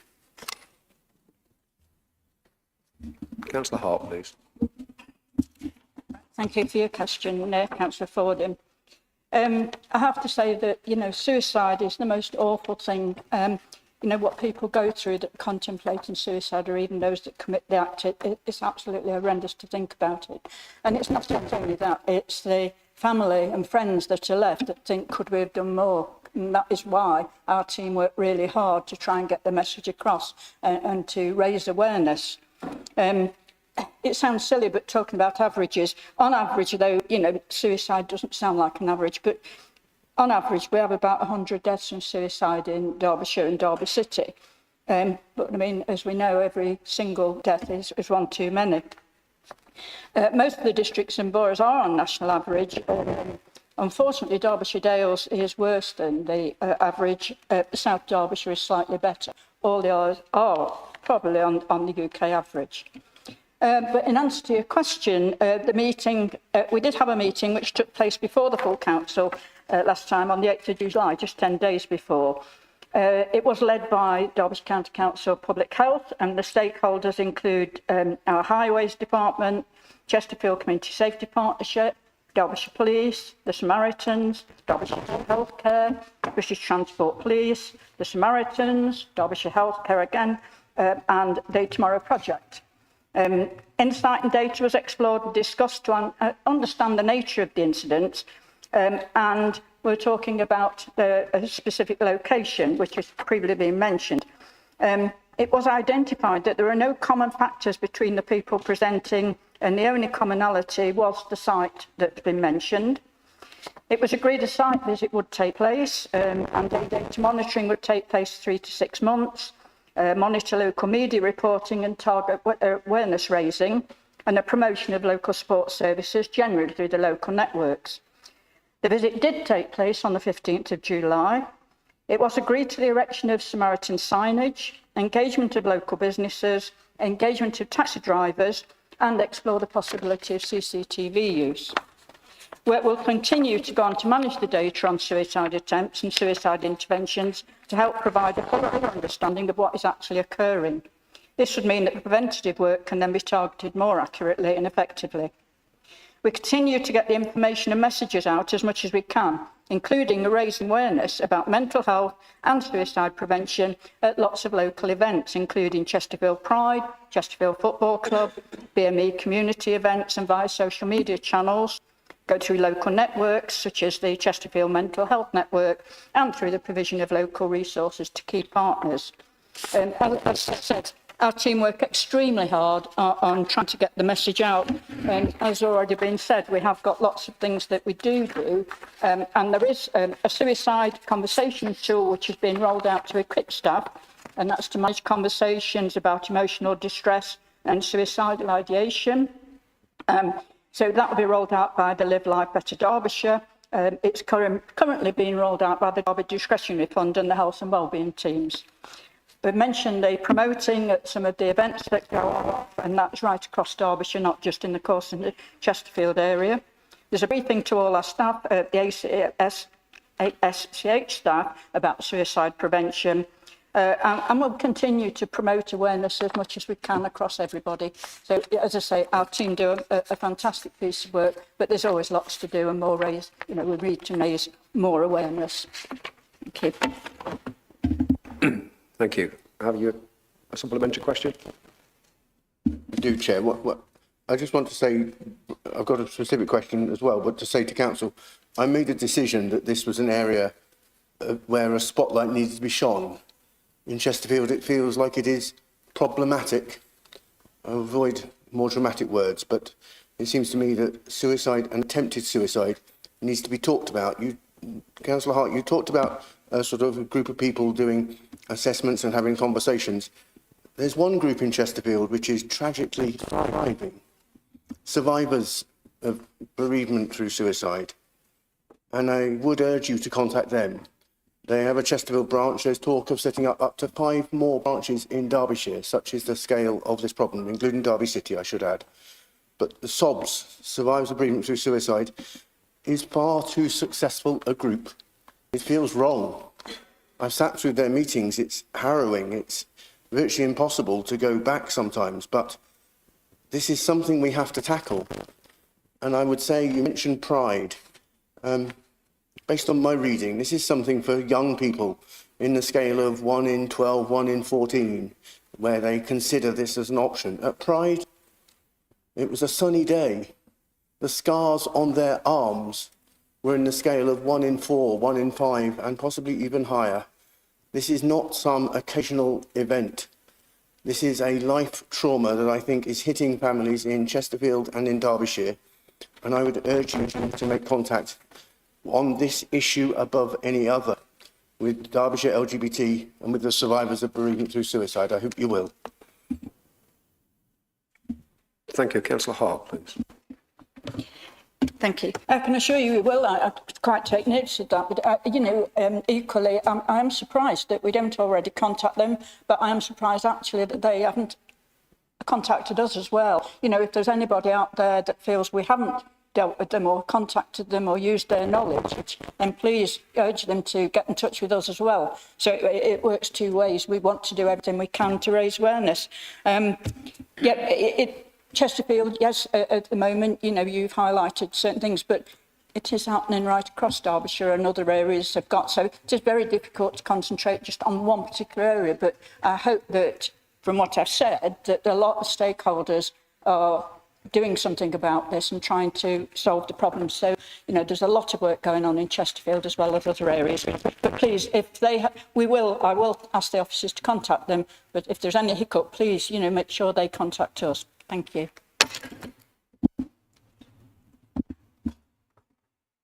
Thank you. The next question is question 4 from Councillor Fordham to Councillor Patton. Now, Councillor Patton's not here today, so I believe you'll be getting a written answer to this report.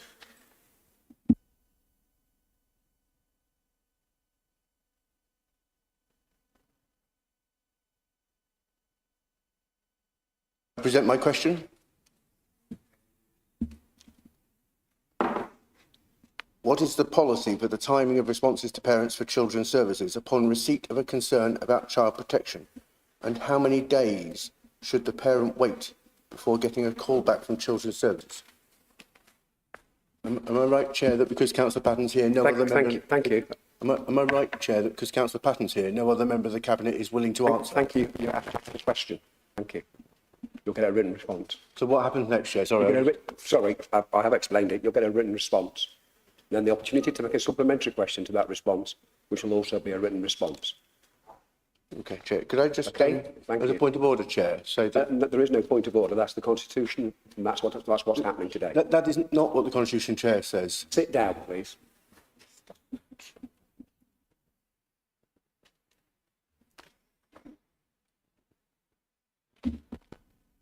Question 5 is from Councillor Gourlay to Councillor Cupit, please. Thank you, Chair. When will the Council reopen Bamford Clough, a byway within my division? That's how I like them, short and sweet. Thank you. Councillor Cupit. Chair, and thank you to Councillor Gourlay for your question. Excuse that I've got my back to you to pick up the microphone. I understand there are differing views on the future of this route from different organisations and representatives, both locally and nationally. As a result, it has been through a considerable legal process and will ultimately need a Cabinet member report and decision. I apologise for the delays in this regard, as I have done to both you and the Parish Council in previous correspondence, but I hope we'll all appreciate the unanticipated and unprecedented challenges the Highways Service has faced over the last year, which have had to take priority. As we previously noted and discussed, it was also planned that any potential reopening would take place in better weather, which sadly doesn't seem to have been on our side this year, or even summer, if there was one. Nevertheless, as both you and the Parish Council have raised this, understandably, I can confirm consideration will be given to reopening the route in full in line with the Road Safety Audit recommendations and the Experimental Traffic Regulation Order, TRO, over the coming months, with a view to that reopening then occurring next spring/summer, following the anticipated winter weather. Thank you. Councillor Gourlay, do you have a supplementary? Thank you, Charlotte, for that answer. Bamford Clough has been closed to vehicles for well over a decade. No substantive work has taken place in the past 3 years. Would the Cabinet member agree with me that it's time to talk honestly about Bamford Clough, which prior to its closure could be negotiated only by high wheelbase specialist vehicles? by tarmacking a narrow road with a greater than 1 in 3 gradient, which would now be accessible by every 17-year-old Ford Fiesta driver in Sheffield, Derbyshire County Council has created the steepest and most dangerous tarmacked road in England. The decision to create this situation was not hers, and it was before the current Highways Director was in his role. It is long past time to take an honest approach to this road. There is no need for any vehicle to use this road beyond its legal status as a byway open to all traffic.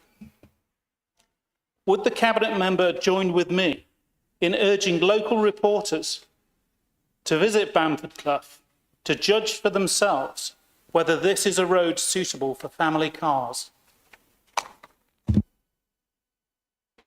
Thank you. Councillor Cupid, please. Thank you, Councillor Goulet, for your supplementary question. As you know, I was having discussed this quite frequently. I do appreciate the range of views and obviously referred to that in my initial answer.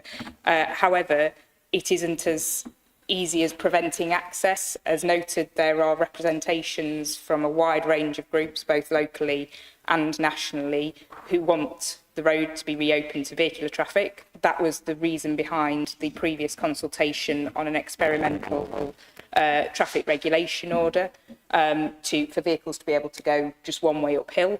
That is what will come forward as part of the Cabinet member decision, because any other alternative, such as trying to extinguish vehicular rights, again as discussed with yourself and the parish council, would need a full evidential and legal backing, because that would be a full legal process. And at the moment, the road safety audit recommendations, as I understand it, but again we'll consider it when it comes to Cabinet member decision in full and all the pros and cons, is that the road safety audit recommendations were that the road should reopen on a one-way uphill experimental traffic regulation order. So that is likely what will come forward, but I will of course consider all views when it does come to me.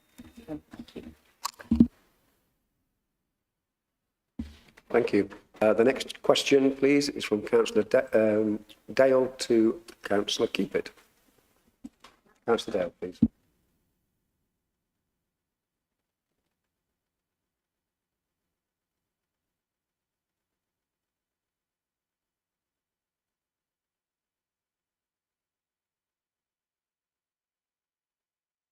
Thank you, Chairman.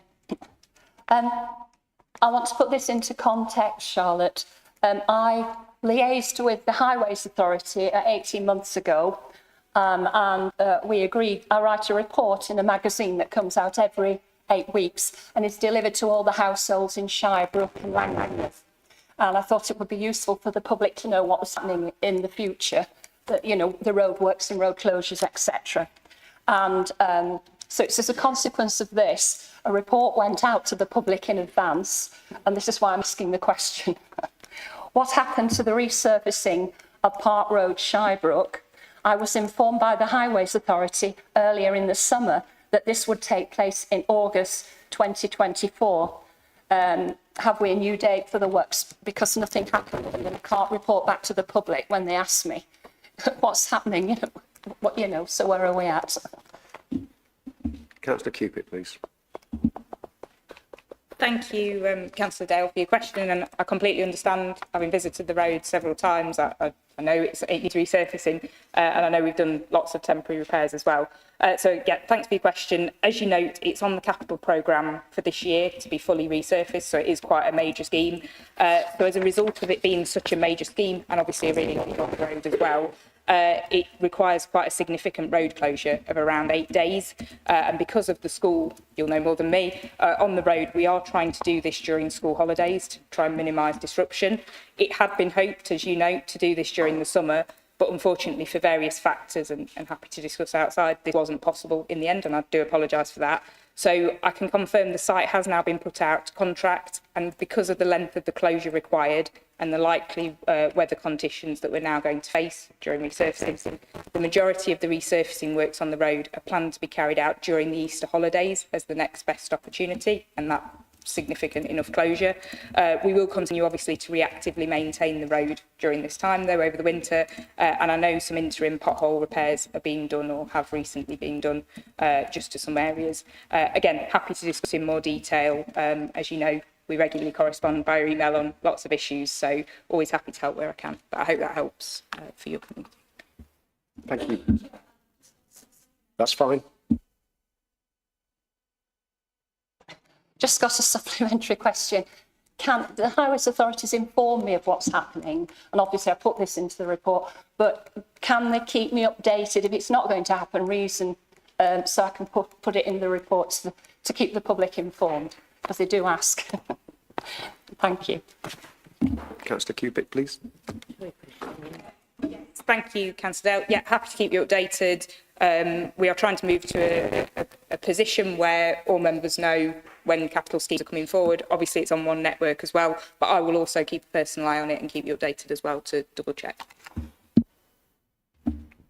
Thank you. It's been quite remiss of me, before we move to the next question, people sat at this side may have noticed a large camera that has suddenly appeared in the chamber. It isn't here for the general meeting, or this part of the meeting. It's here for one of the motions, I believe. But I don't think you're doing any recording at this moment in time.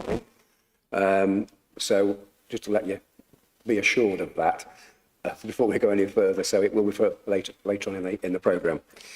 I should have told you earlier. Item 7 is a question from Councillor Nigel Gourlay, please, to Councillor Spencer. A year after contractors working for Derbyshire County Council set light to Foster's Flowers, a much beloved shop in my division, the insurance claim has still not been settled. Does the Cabinet member think this is adequate? Councillor Spencer, please. Yes, thank you, Chairman, and thank you, Councillor Gourlay, for the question. In a nutshell, no, I don't think it's adequate, as you would expect me to say. I understand there was a delay in the appointment of the loss adjusters initially, which caused the initial delay. And then we've had complications with regard to the contractor that was selected to carry out the work. Has had certain issues which I cannot go into, and now we need to reappoint again. But before I go any further, I want to thank my Cabinet support member, who I know has been engaging with the shopkeeper throughout this period of time, and she's endeavoured to try and get this resolved as quickly as possible. Thank you, Chair. I take it you have.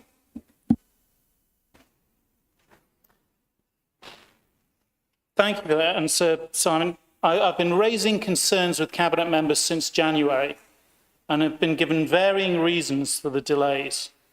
Would he agree with me that it's time to name and shame the insurer?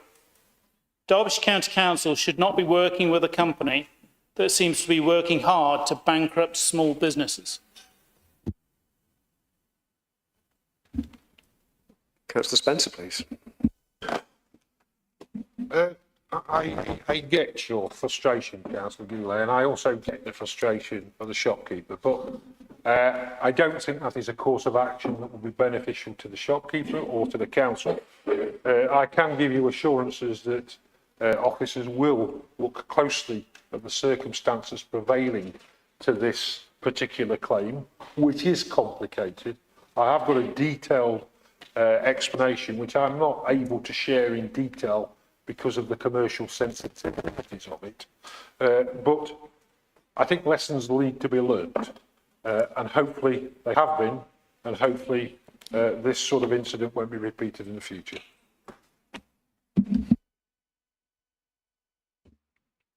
Thank you. The next question from Councillor Kinsella is to Councillor Hoy, who is not present today. So you will be getting a written response to this question. You don't have to read the question if you don't want to, because it's already been in the agenda. Okay. As Councillor Dale has just done, I'd also like to just set the question in some context. I did email this question, so it's ironic that I'm getting a written reply. I did email this question over 6 weeks ago to Councillor Hoy, and I've not received any reply. I'm raising this issue on behalf of constituents her father has dementia and he's in a care home, and it's a legitimate question about the consultation process. So I'm hugely disappointed to have not had a reply. But here we go, let's try again. Now the residential care home and day centre consultation has closed, has the Cabinet Member for Adult Services reflected on the effectiveness of the process? Obviously not. Okay, thank you. We've just about taken the 30... Sorry. Councillor Spencer. If I may, Chairman, I get Councillor Kinsell's frustration. I'm not able to go into any details, but I can assure Councillor Kinsella there is a genuine reason why Councillor Hoy has not possibly been as attentive as you would like to have been over the last few weeks. And I just want to give you an assurance that your message has been heard, and I'm sure it will be picked up in due course.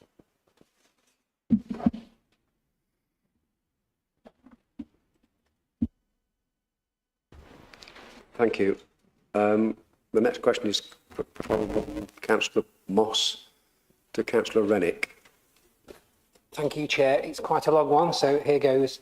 With mounting pressure in the form of national grid plans for large pylons and the likely follow-on increases in planning applications for solar farms and battery installations sponsored by the government, and also its wide-ranging changes to the national planning policy framework, we will see an increased development of our greenbelt areas and our countryside.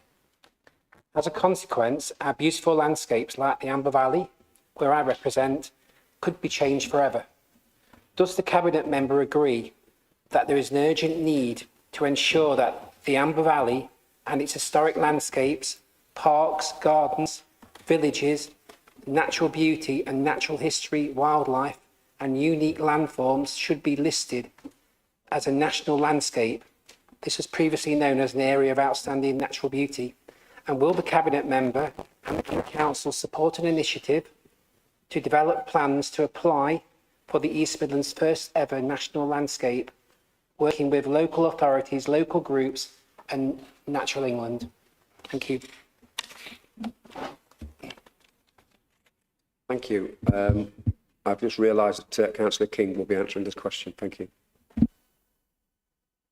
Thank you, Chair. And thank you very much indeed, Councillor Moss, for your question. Quite frankly, this is an important answer. It elaborates on the leader's opening speech, and it contains some important aspects. I'm very happy to be able to present it for Councillor Rennick. I'm sorry she can't be here this afternoon, but I hope that my answer will be good enough for you. The short answer to Councillor Moss's question is yes, if you can remember what it was, but obviously I shall not go into that. Given the increased demand and expectation to build more housing set out in the draft National Planning Policy Framework, which appears to be a developer's charter, not reflective of actual demand and disproportionately impacts Derbyshire with sustainable development. It is clear there will be consequential increased demands on land for transport, energy, food and open space. As such, there is a clear need for a planning process to balance these development pressures carefully against protection of the Greenbelt and our special protected landscapes. I'm pleased to confirm the Council has already responded to the draft NPDF consultation, calling for land capable and most suited to supporting energy and food production to be protected from housing development, and also calling for land of high visual and heritage value to be similarly protected. In particular, Councillor Lewis has recently written to the Chair of Natural England advocating support for the local campaign to have the beautiful landscape in Amber Valley designated as a national landscape, particularly along the course of the River Amber, and some of which is in outstanding settings defined by unique geological landforms, escarpments, SSSIs, woodlands and meadows offering amazing vistas, historic parklands, and the setting for a number of heritage villages. It is clear that development pressures, larger scale solar farms and significant pylon infrastructure will undoubtedly have the potential to severely and irreversibly impact these landscapes in the future if measures are not taken now to protect the Amber Valley, and that is why we have formally responded to the National Grid Stage 1 consultation, Chesterfield to Willington link, strongly objecting to the project as currently proposed.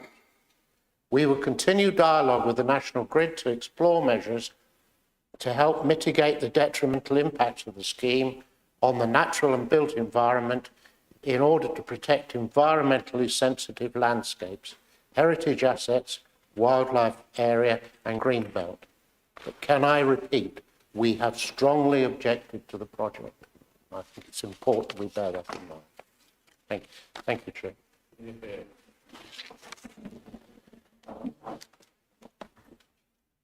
Have you a supplementary question? I have a supplementary, thanks, Chair. It's a bit shorter, quite a bit shorter than the original, so here goes. Appreciating that the first phase, the consultation that the National Grid launch has been ended, would the Cabinet member agree that it's important for the residents and local members here to carry on lobbying and contacting their local MPs about this very important issue? Because ultimately it's the local MPs who will make that final decision as to whether this project goes ahead or not. Thank you. Councillor King, please. Let me say and emphasise, we need to engage every avenue we have to make government and National Grid aware of the unique assets we have in the county and Amber Valley in particular, and that's important. This obviously includes our new MPs, as mentioned by Councillor Moss, who may not be aware of the importance and reasons for our objection. So it's very clear that we need to educate them and to show them what we have. So we would then expect them to lobby on our behalf. Thank you. Thank you, Councillor. Question 10, there's the hands of Councillor Swan. Thank you, Chair. Given the announcement from the Chancellor of the Exchequer on the 29th of July, cancelling the reopening of the Ivanhoe and Barrow Hill railway lines as planned and budgeted for by the previous government, is the Cabinet member able to update the Council in respect of the impact of this short-sighted decision? Councillor King. Thank you, Chair, and thank you very much indeed, Councillor Swan. Again, I'm happy to reply on behalf of Councillor Rennick. I have my own thoughts about this as well. It is deeply disappointing that both the Ivanhoe and Barrow Hill railway line projects, which had previously been accepted in the Restoring Your Railways programme set up by the previous government, have been shelved. These schemes were being promoted locally by this council, its partners, communities and former local MPs. Our officers have supported development of these projects from inception to outline business case stage, working closely with both the Department for Transport and Network Rail. By reaching OBC stage, the projects were well advanced with preliminary station designs, service patterns and expected economic benefits all being complete. It is therefore very short-sighted that the decision to pause the Restoring Your Railways programme has been made at the very point both projects were seeking approval to enter the final stage of preparation and delivery. And I would say, not only is it short-sighted, it's very disappointing, as I say. The decision now means that the communities of Barrow Hill, Killamarsh and Castle Gresley will have to wait much longer for a railway station and to have these vital connections restored, hugely impacting real economic benefits with the potential to regenerate local economies by opening up access to jobs, education, supporting new housing developments and boosting tourism. Both projects will now be held in abeyance and will not progress to full business, which is very, very disappointing. I can advise council members that the documentation prepared for the OBC is being made available to East Midlands Combined County Authority, EMCA, and will sit within strategic rail discussions that will form part of the new local transport plan and its related investment programme. I hope that Councillor Swan and members will support our efforts to lobby to overturn this decision. Thank you. Thank you. Councillor Swan, have you got a supplementary question? You have. Thank you, Chair, and I thank Councillor King for answering on behalf of Councillor Rennick. It is very disappointing that this decision has been made, and you mentioned the community of Castle Bresley. I think it goes beyond there, and I was particularly hopeful that this railway line could take traffic off the A444 in my part of the world, which many residents would welcome. So, as with the last issue, this issue, and perhaps even the next issue, would the Cabinet member agree that this is something that our local MPs really have to step up to the plate to and represent local people? Councillor King. Thank you, Chair, and thank you, Councillor Swan, for your supplementary. I've spent a considerable time as a councillor looking at where we stand as an East Midlands in terms of the rest of the country in terms of investment.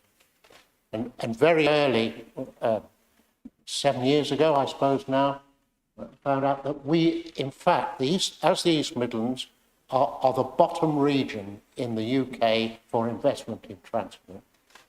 And this is particularly true in rail. Anybody who uses EMR to go to London and uses local services know how far we are behind. Now there were some flashes of light. There was possibility of HS2 at one time. They keep talking about Midland Main Line electrification. I don't think I shall live to see it, but maybe it will come. But these projects, the projects that Councillor Swan is raising, are areas where we could have really regenerated the area. I mean, looking at the Barrow Hill line, for instance, there are communities that have been left behind that are isolated in industrial areas that make it difficult for people to move and communicate, etc. So these projects would have hit far beyond their weight and would have made an extremely valuable contribution to people's mobility and communications within the East Midlands. So it's absolutely vital we keep the pressure on to get these projects done. And there will be others, and they are important, and it's what we can look forward to having done. As the answer said, we were 95% of the way there to getting them done, and suddenly the ground is cut from under you, and that I think is extremely wrong. Let us hope that we can lobby to get these going again. Thank you. Thank you. We now move to item 15, a notice of motion in the hands of Councillor Swan, who will oppose it.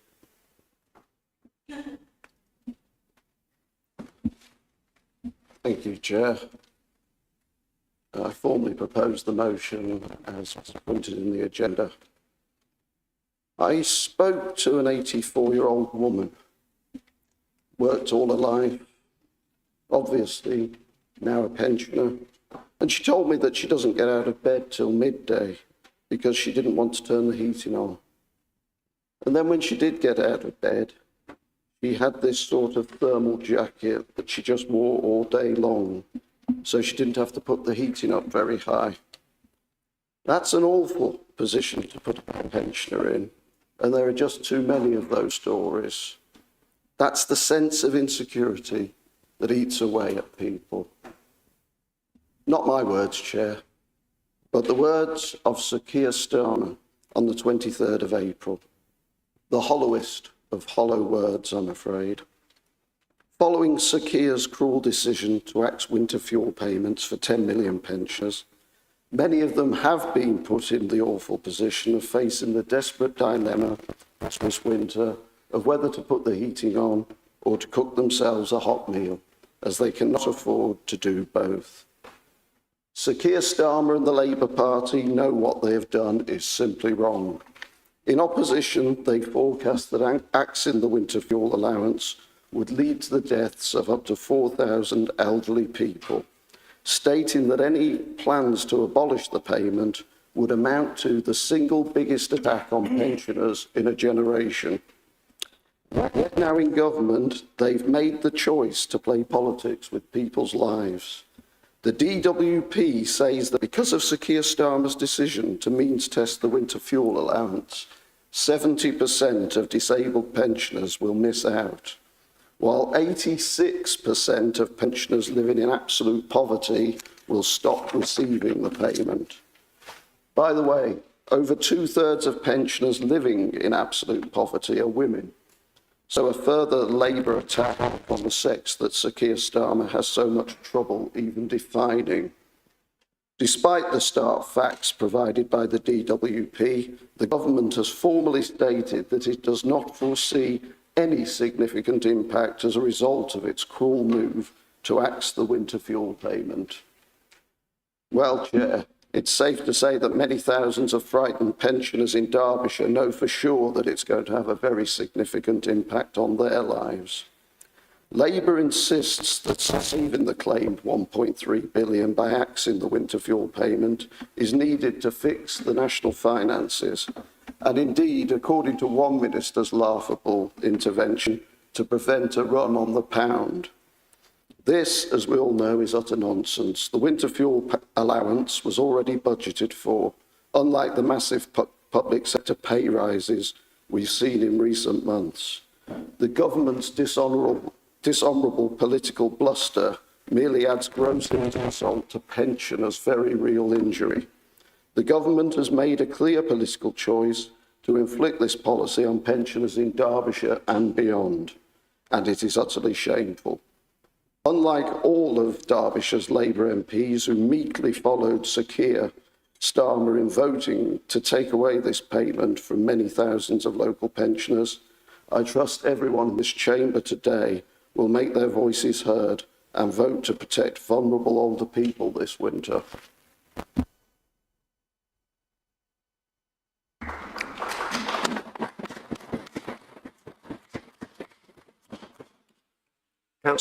Councillor Ford, please.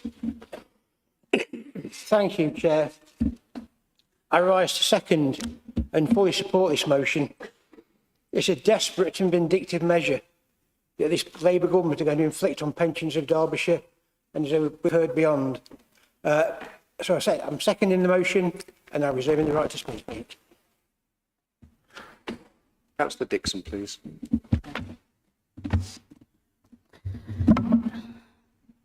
Thank you, Chair. And I would like to thank Councillor Swan for bringing this motion to the Chamber, because I was really getting genuinely worried that Conservatives didn't like pensioners. But, you know, hey-ho, let's not let a bit of hypocrisy get in the way of political opportunism. No, I'd like to remind you of your record in national government and here in Derbyshire, and some of the things that you have done to pensioners. You hit 8 million pensioners nationally with an average £1,000 self-tax, according to the Resolution Foundation, when you freeze thresholds for tax-paying pensioners, and they lost around will be losing around £1,000. And all 8 million tax-paying pensioners will have an average tax rise, a result of Conservative policies of £1,000. That's an £8 billion hit. I think you've forgotten that under the Conservative government, that 1.6 million pensioners were dragged into paying tax because personal allowance hadn't been increased with inflation. And that's from the House of Commons Library. You broke the pledge to fix the social care crisis. Alzheimer's UK found that families were being forced to shoulder up to 63% of dementia care, equivalent on an average to 51k. And Boris Johnson, remember him? He pledged in 2019 that no one would have to sell their house to pay for social care.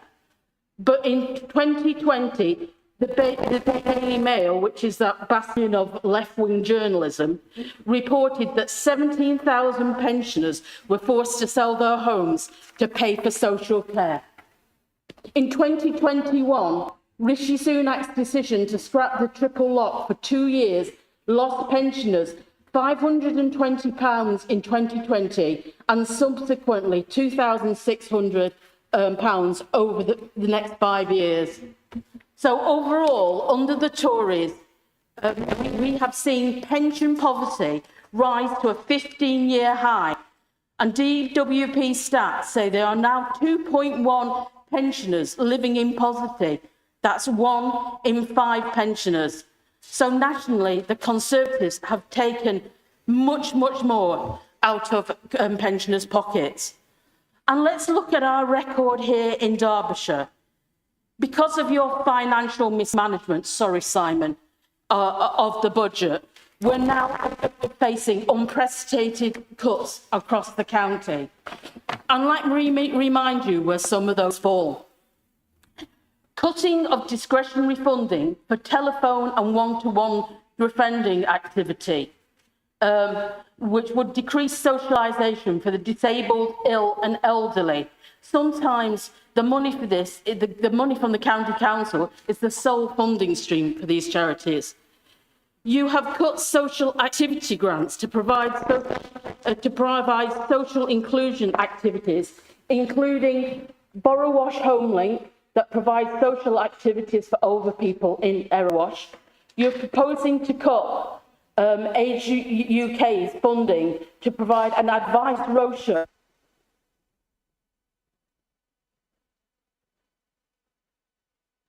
to cut 54 luncheon clubs across Derbyshire that are predominantly used by elderly people to decrease social isolation. And this is all to end on March the 25th. And you say, let's sign the Age UK petition, but you £1,000 of the funding. In Erewash, 4,500. In High Peak and Derbyshire Dales, 48,000. It's cheap to put a name on a petition, but put your money where your mouth is. And one of the things that you have done, even since the last election, can I remind you that you have closed 7 homes for older people in Derbyshire, and you are now proposing to shut either 11 or 9 further more homes. And on top of that, you're proposing to close day centres in Blackwell, Ecclesfield, Fabric, Hasland, Jubilee Centre, Queen's Court, Shire Vale, Valley View, affecting 130 people. So, you know, as I say, I think there's a degree of hypocrisy that you're willing to sign Age UK petition, whilst at the same time taking thousands of pounds away from them. And in my authority, in my opinion, this authority is stooped to an all-time low under the name of what we call people leaving their best lives. In July, we introduced a charging policy for pensioners who have care packages, and some pensioners are being charged by this authority up to £1,000 extra per month for their package. That means £12,000 a year that they have to find. You know, what strikes me is I've spoken in the past about my background and my mother growing up in the 1930s under the means test, where you had to sell anything. If you had a nice vase, if you had a musical instrument, they forced you to sell it in order to get what they called the dole. And this is happening in Derbyshire today. I've had a case recently where one resident deemed to challenge the amount that she was being asked to pay for her care package. And the questions that she got were, shouldn't you be buying food from cheaper shops? Why have you got a streaming subscription?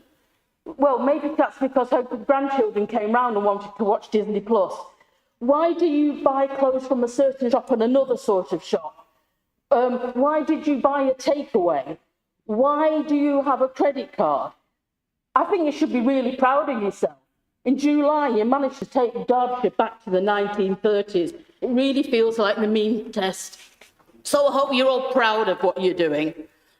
So it's heartening to hear that after all the things you have done to pensioners nationally and locally, you're finally beginning to develop a conscience about it. But in your motion, you make no mention of the £22 billion black hole that you've left the Labour government. The Labour government has promised to keep the triple lock, which will mean we can put extra money into pensioners year on year. And by the next election, the pension will be worth £1,700 per annum more. We're delivering £150 worth of warm home discounts for low-income families from October. And the government has announced £421 million in household support funds to support the most vulnerable, including pensioners this winter, and DCC is going to be in receipt of £5.4 million of that. So what I'm going to propose today, that we shall improve the motion to reflect and give a more balanced opinion.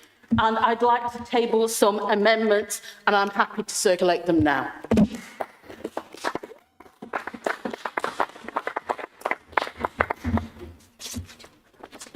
Can I have a seconder for that then, please? No, I need a seconder, please. seconding. Otherwise it goes nowhere. Thank you. Seconding, reserve the right to speak.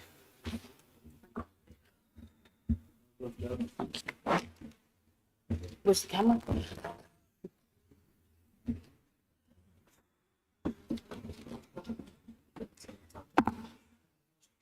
Okay, folks. I think we've got some time.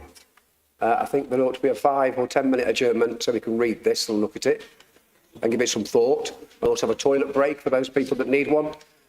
So if I can say, can we please be back in here for, my computer says 16:08, so we can be back in here for 20 past.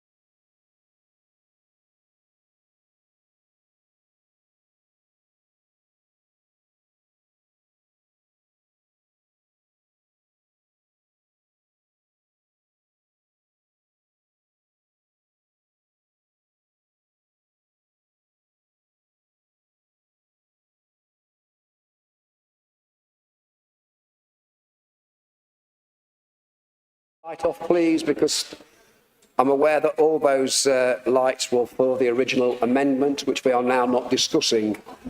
So if you'd like to switch your lights off and then stop, we can start again with the amended motion.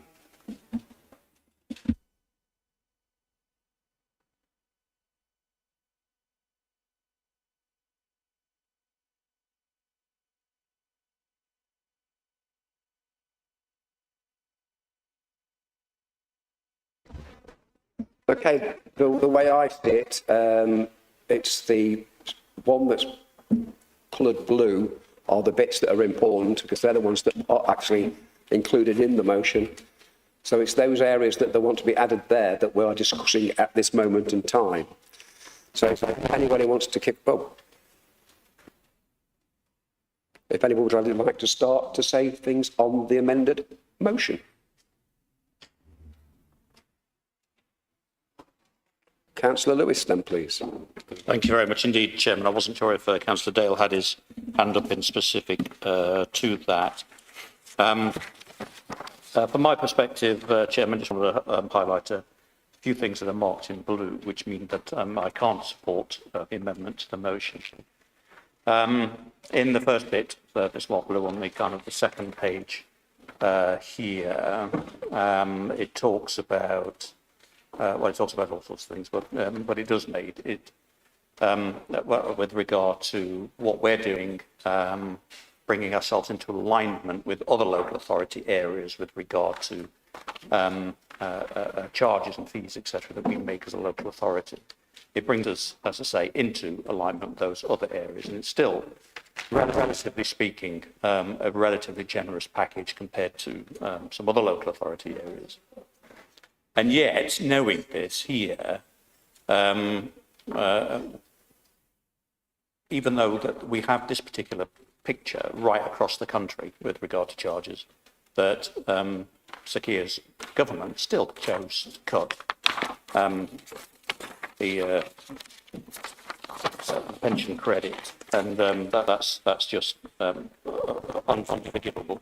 The second bit, I'm sure Councillor Hart will detail some of the work that we're doing ongoing in terms of supporting our vulnerable people right across Derbyshire, including pensioners. And further down, it notes calls on Cabinet to publish a detailed assessment of the impact of its increases to the adult social care charges for pensioners, including a number of pensions affected, etc. It's incredulous. Well, I am incredulous that that they would ask that, in the sense that the government itself didn't make any kind of impact assessment with regard to the WFA as well. But, Chairman, I was going to speak in a little bit more detail on the sort of amendment a little bit later on, so I'll save my powder and keep it dry for the main motion a little bit later on, but I can't support this change to this.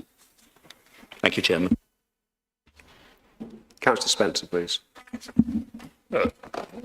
Thank you, Chairman, and likewise, we cannot support the amendment in the wording that's been presented.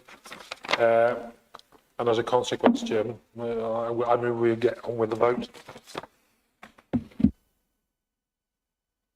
Councillor Thornham, please. Thank you, Chair. Just to be clear, I think I'm right in saying, and I'd like the legal officer to confirm, it's the motion that binds the policy of the council. So Councillor Lewis's objection to paragraph 1, as he describes it in blue, well, he can object paragraph 1. We're not voting on that. We're voting on the motion. The background information is simply context, if I understand that correctly. In terms of the policy of the council, it's only the last 4 points that matter, per se. I grant you it sets the scene, but his objection to those can be perfectly valid. I could object to those too. It's what we commit ourselves to. Looking at the motion and the amendment, when we first met as a council after the elections 3.5 years ago, there was a lady who won't remember this. We were in the Casa Hotel, and they had staged a walkout over the budget. I think it was a appointment of a deputy or an assistant portfolio holder, I think, that triggered a walkout, and they left. And it was just left with the leader of the council said that why we won the election. And I said, point of order, Chair, you didn't win it, they lost it. And we have that here in this amendment, because actually the Leader of the Council at that meeting at the Casa Hotel said we on this side won't play party politics, but will get on with running the council. Well, having looked at both the motion as you propose it, and this isn't from some random backbencher, it's from Councillor Swan, is precisely party politics. We're in the same league as we were when you brought forward a motion trying to pour Hamas language onto the then Labour leader, and it was pathetic then, and it's pathetic now. Now, I would haste a little caution from the Labour group, because welcoming the Labour government's generosity is equally playing party politics designed to provoke yourselves. So actually, you may cheer me on for pointing out their party politics is pretty poor, but holding a mirror up to yourselves does you no favours, I fear. I just want to make a few, assuming the amendment is passed, I'll happily vote for it. I just want to make a few amendments. And in the supporting notes, which Councillor Swan is looking at, Labour's cruel and unfair approach is in stark contrast. And I sort of stopped there, really, because actually I realise we're talking about winter fuel allowance, but when it comes to cruel and unfair approaches, no government could compete with the last 8 years of some of the most callous, aggressive, unnecessary and spiteful cuts I have seen. 7 care homes closed, savage cuts, day centres, bus services, 9 more care homes on the list. That's just what's happening here as a result of your government. For 8 years, you've run the government unfettered, and for 7 years, you've had this council, and you've been unable to correlate what is needed to run local government services. You sit here wringing your hands, and I saw the glee earlier as the Labour leader stood up to propose her amendment and speak on the motion, the glee that you had the Labour group on the run. Oh God, how embarrassing it must be to be watching this council meeting. The idea that you have suddenly turned a corner, where you have free rein to criticise national government, is frankly embarrassing. I asked very specifically earlier on the leader's report, when he ducked the issue, what conversations he's had one-to-one with the new MPs of any party you should work with as a leader of the council. It's quite clear to me from his reply that he's not working with MPs of any party. The amount of times we heard that the MP for Bolsover, the MP for Derbyshire Dales were doing grand and great things on flooding or higher education. Now there's been an election, silence. What work have you done on higher education in Bolsover with the new MP? What work have you done on flooding in Matlock with the new MP? Councillor Fordham, can we have something about the actual thing we're talking about? Chair. Because it is... Old people get flooded, old people use education, Chair. And this motion on the winter fuel allowance is simply an attempt to screw an opposition party over a change in national election. It shows no leadership whatsoever. And frankly, it's embarrassing. When it comes to the test of do you oppose the decision the Labour government have taken? Yes, I do oppose it. It's a daft decision. They know it too. But constructing a motion designed to provoke them doesn't win the argument. It simply wins a motion. You could have constructed something that would have enabled them to have said, we share the regret. But you didn't. You decided to play cheap.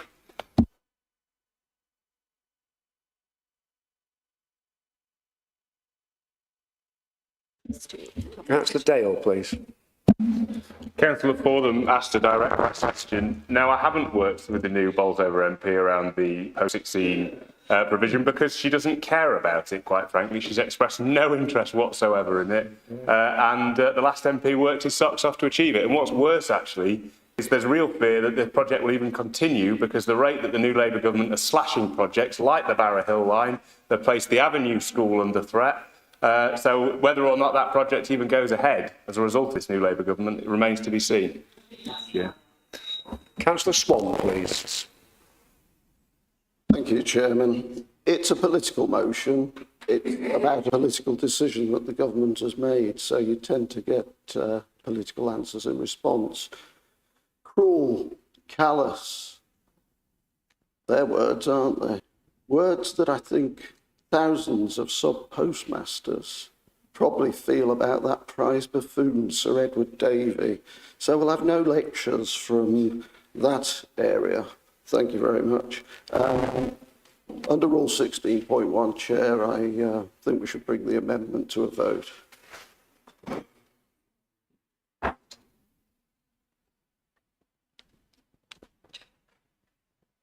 Councillor George wants to speak. Yeah, I'm sorry, but because Councillor Swan just spoken, now you can finish off the motion because it's him, then you. Because he was the first person that actually proposed the motion. So, because there was no other lights on, I went to him. Yeah, I know. Yeah, but that's the Constitution. Because he set the original amendment, he speaks, and then you speak last. Or he has the right to speak, and you speak last.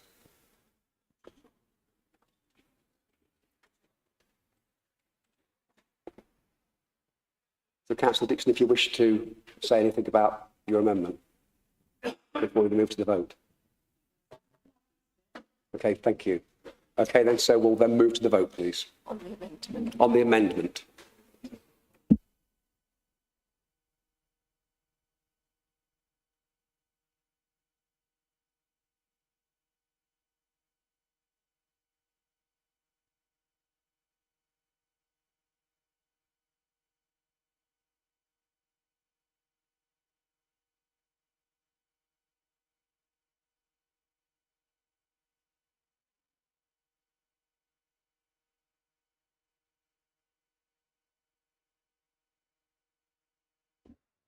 Has everyone voted that wishes to vote? The amendment has been lost. We now move back to the original amendment, original motion, which has been properly proposed and seconded. So if you'd like to start lighting your lights up again to talk about it.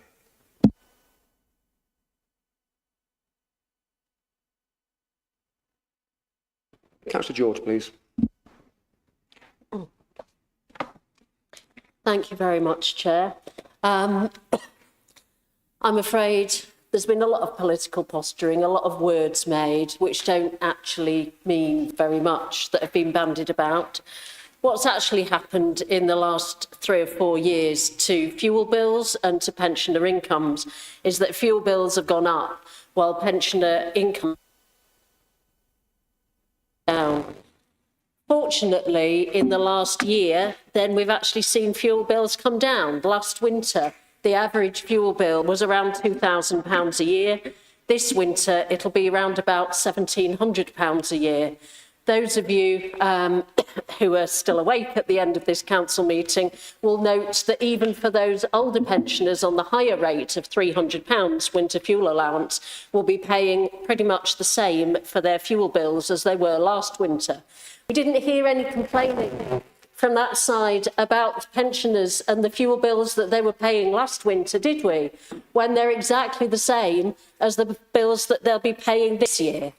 This is simply political posturing from a party that nationally and in this county council has hammered pensioners every which way. We've heard about the care co-charging. Those of us reaching out to our communities are hearing about it from the people affected by it. Pensioners largely, but disabled people as well, who are seeing their charges increased by hundreds of pounds, not a year, sometimes a week. It's absolutely disgraceful. These are people that are being put into abject poverty. One of them I've just heard about has decided they will be better off going into a residential care home because at least then they will get £30 a week spending money to spend how they wish. Under the care co-charging policy of this council, they will have less than that, less than £20 a week actually in their pocket to spend on the tiny little luxuries that amount can afford them in a week. So please, when you've put through that policy, when we've not seen the figures and the impact of that policy back in this council, don't try and lecture on care for pensioners and their incomes. This motion called for a take-up campaign on pension credit. Actually, this council, the Welfare Rights Department, have been running a take-up campaign on pension credit for the last 3 years since fuel bills went up, and that's great. But that campaign was actually ceased at the end of last winter at the end of the last financial year. So all that this motion is doing, and it's the only practical thing that is actually being proposed for this council to do, is to run a take-up campaign on pension credit, which you've just abolished. And seeing as you waited until full council to call for it, the deadline for claiming pension credit in order to take up the winter fuel allowance was actually the 22nd of September, 2.5 weeks ago. So if you now decide to run a campaign to claim pension credit and people claim it, then they won't be eligible for the winter fuel allowance. This is simply political posturing. It is not based on fact. It is not based on care. Fortunately, we have some Labour district councils who have been running very good campaigns on take-up of pension credit over the summer to make sure that those pensioners actually get the winter fuel allowance if they're due for it and if they're eligible. Labour Council in High Peak, Labour Council in South Derbyshire, from top to bottom, Labour councils have been going ahead and running proper take-up campaigns with people, not simply bringing motions to council to make political points to try and cover up the cuts that you have made for pensioners and older people over the past 7 years. Cuts to care homes. Now you're looking at cuts to day centres, the very places where hundreds of older people go to keep warm during the day. Cuts to luncheon clubs, cuts to Age UK. The list goes on and on. It's just about playing politics with risks. Our amendment put in a request for the council to launch a Quids In campaign, because it's not just about pension credit. It's about council tax reduction. It's about warmer homes discount. It's about many things that pensioners could claim but don't because they're not aware of it. And there is lots more that we could do, but you've decided to vote against that motion and those additional elements, which from the point of view of your Welfare Rights Department is possibly just as well, because they've been under a restructure for over the last 2 years. They've had a ban on recruitment. So they don't actually have many specialist staff left that can do what you're asking them to do. And I wondered whether the council and whether the proposer has actually had discussions about the additional resources that are going to be needed by the Welfare Rights Department in order to actually run a campaign like this and support any people that are looking to come forward and claim pension credit in addition. Because at the moment, if you've tried to ring the Welfare Rights Department to support some of these poorer people in your own areas, as I have done, you will find you're hanging on for anything up to an hour to get somebody to answer the phone, because they simply haven't got the staff, and the specialist staff are being taken away from their specialist roles supporting people with benefit claims in order to answer phones because there aren't enough staff there. That is how much emphasis this administration has put on people in poverty and on making sure that they can claim their entitlements. I'm afraid it's a pretty pathetic record. And now they're simply trying to put political posturing ahead of actual duty and actual care towards those people who are facing struggles this winter. In spite of fuel bills coming down, yes, we all know that there are people in poverty. Pensioners have seen cuts since 2011, when the freeze in the savings credit element of pension credit came in. We've actually seen a halving in the number of pensioners able to claim pension credit since 2010, down to the last figures done this year. It's not a great record to go on, but we've not seen any complaining about it from this side. We didn't see any complaining from the Liberal Democrats about the freezing of benefits between 2011 and 2014. I'm very sorry that there's political posturing going on here, and that there are the facts are not being taken into account, because there's lots of people who are struggling out there, and what we need to do is listen to them, to work with them, to make sure that as a council we are doing our best for them.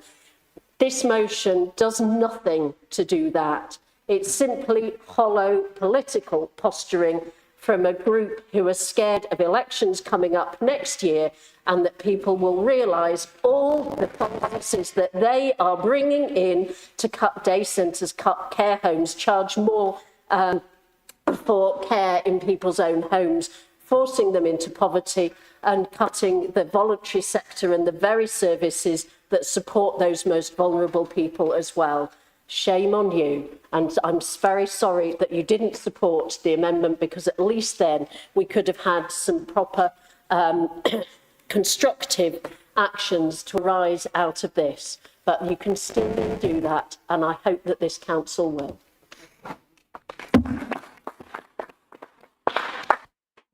Councillor Taylor, please.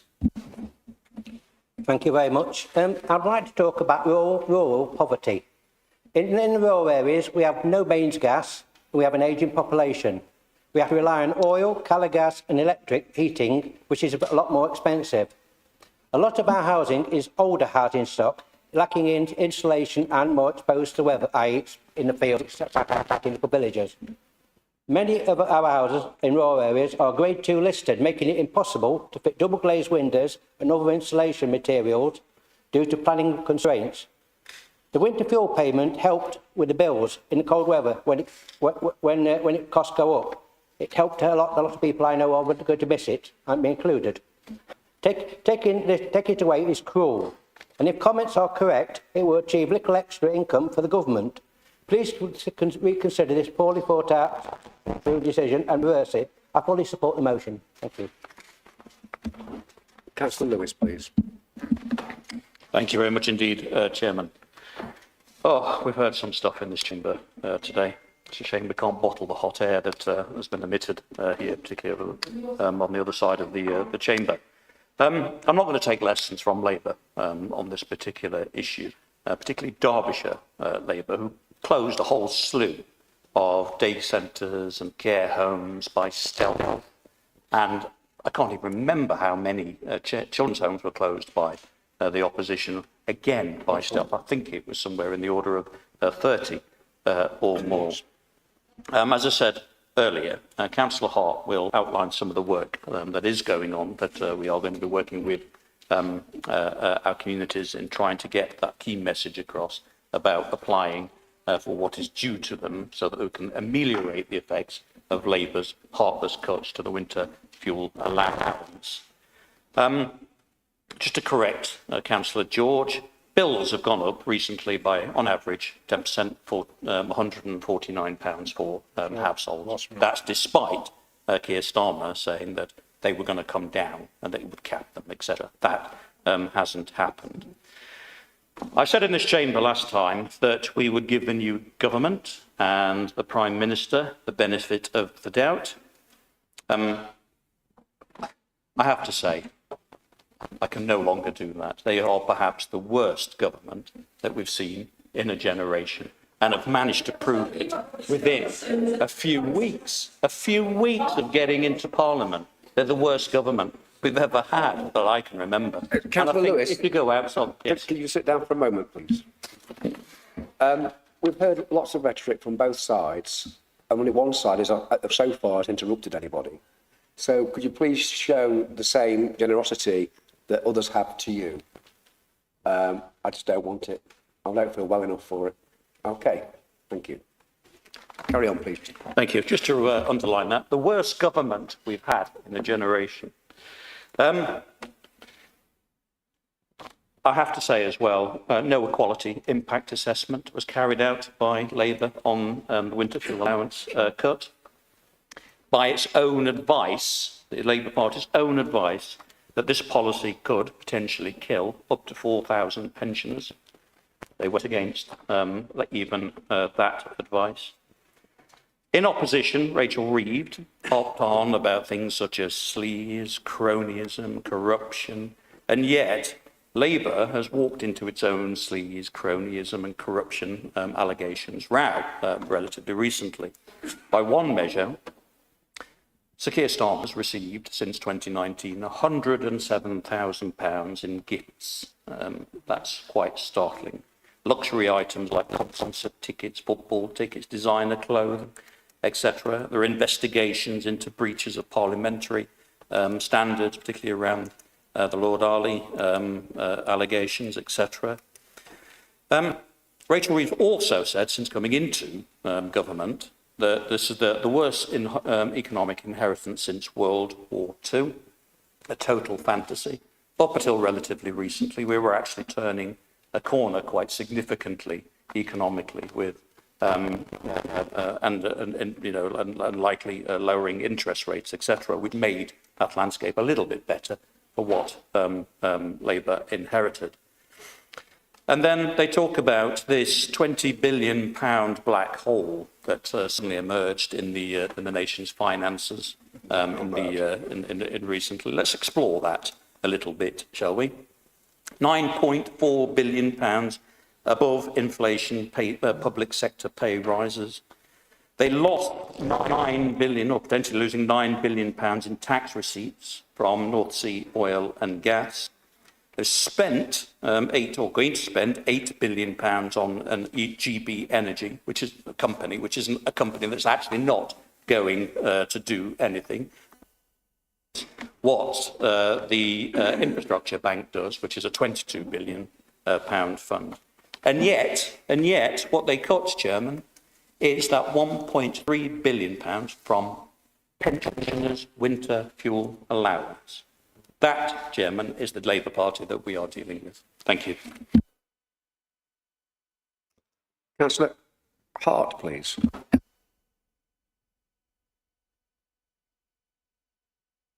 Thank you. Well, first of all, I take objection to Councillor Dixon saying that we don't care about old people. That is absolutely horrendous, and it's not a nice thing to say. And I can assure you that we always do our best for any of our residents, particularly our elderly residents. How this has affected this cruel decision made by the Labour government is not good. You're on about in your amendment, you mentioned the household support grant. Yeah, we did lobby to keep that household support grant because it is essential, but we've only got a 6-month extension. Yes, we will be using it, and we're grateful for it, but it was something we've had before and we didn't want to lose it. So I say we'd lobbied for it anyway, but 6 months isn't very good to have a support grant. It's very difficult to set things in place. You need a little bit more sort of notice and longevity on a contract. So we're hoping that things might improve on that area. The one good thing is that they have said that we can use some of the household support grant to help with the warm spaces. That was something that went down really well over the last 2 years after COVID. But that, because we had the COVID support grant, which covered a lot of extra things to cover problems that COVID had raised with various people, whether it be loneliness, all sorts of areas that we could use the COVID grant for. The warm spaces actually came out of our public health budget. Our public health budget is very, very tight, but we know that we are going to have to, because of that decision by the Labour government, we are going to have to try to do more than we are doing, because we know that people our older residents are really going to suffer. So as I say, that household support grant, it's 6 months, but we will use that. But again, they've given us a timescale. We've got to get, our officers are already working on it to try to come forward with that. We're looking at all sorts of things, but we're talking about with eat or heat. Has already been mentioned, we keep saying people might have a choice of this. We've always helped with food banks. We've done all sorts of work on that area. But again, it's going to put more pressure because we want to make sure that people can have heat on it and they can be able to have a hot meal. So that is really going to put pressure on us. As I say, we're on about grants, but that COVID response grant, that was actually a godsend to us and it enabled us to do many things. But of course, we can't keep expecting that. It was to get us over COVID problems. That has now gone and we have the basic public health grant. The welfare rights, yes, I mean, they are under pressure, but we will and continue to try to push and make sure that everybody knows what they can claim. And this is always something that we have done. And there is a winter pressure single point of contact. We will be trying to guide people. You know, they really do need, there are a lot of people that won't take up. A lot of elderly people feel very proud and they don't like asking for help. But I think we have got to encourage that. So we've also got the Public Health Advisory Service. We may find that some of our elderly people, because of not having the heating on or less heating, may be going to the doctors. Luckily, we have got the CAB services in the doctor's surgeries. That is something that we support, and hopefully we'll ask them to get that message across so that we can get every single bit of help that we can. So we are going to go that extra mile, but it is pushing pressure again. It's wonderful. You keep saying that we wouldn't have done this, we wouldn't have done that, you shouldn't be doing that. But where is the money coming from? We have a budget, we have to work for it. You know, the way that you're going, you know, nothing would be cut. We'd just keep doing everything. Well, where are you going to find the money from? We have a budget. It's easy when you're in the opposition. I only relate to my local one. I mean, we now have Labour control the Derbyshire Council, and it's an absolute disaster. In fact, they're changing the comments procedure now, the 3 C's, comments, complaints and compliments, because I don't think they can cope with the amount of complaints they're getting. They've made so many cuts. So don't say that you wouldn't have to make cuts and Labour aren't making cuts. Well, I think Councillor Lewis has already said the shambles of this first few months of the Labour government is absolutely horrendous. I just think that this decision was absolutely horrendous. It's unfair. And also, I think it was done in definitely the incorrect way. Didn't anybody ever consult on it? Was there any consultation? Was there any discussion? You were just told it was happening and you've had to accept it. And I know lots of Labour supporting members that are totally against this. I just hope some of you that must feel very, very uncomfortable about supporting it, you know, have a think about it and support our motion. Thank you, Chairman. Okay, before we move to the next speaker, it's 16:52. I propose that we go on till 5:30, or make provision to go on to 5:30, and hopefully people will keep their speeches a bit shorter. And if it's already been said, it's not any better said twice, I assure you. The next speaker is Councillor Hickton, please. Oh, I've got to vote on that, apparently. Okay. All those in favour? All those in favour, put it on the show of hands, because we haven't got one of those fixed up. That's a majority. Thank you. Councillor Hickton, please. Thank you, Chairman. I thought I'd misheard Councillor George, but I believe he said that pensioners were paying the same fuel bill as last year. But of course, we had a Conservative government last year, and pensioners kept the winter fuel allowance. I was surprised that Labour MPs voted to take winter fuel payments from pensioners who have worked all their lives. In Erewash alone, Adam Thompson voted to cut 16,118 pensioners' winter allowance. What next will this Labour government take off hard-working people of Derbyshire? Now, members may agree with their Labour MP, and it seems like you all do at this point in time, that on this raid. Just like the big supporter of Adam Thompson, Mick Pace, who replied to Adam Thompson's letter on social media, stating that the net impact financially on individuals is likely to be less than the screaming right-wing media coverage. A shocking statement to put on social media. Now, I know you're not going to agree with us, you're not going to listen to us at all, and you're not going to support us. If we said the walls were painted lime, you'd argue with that one.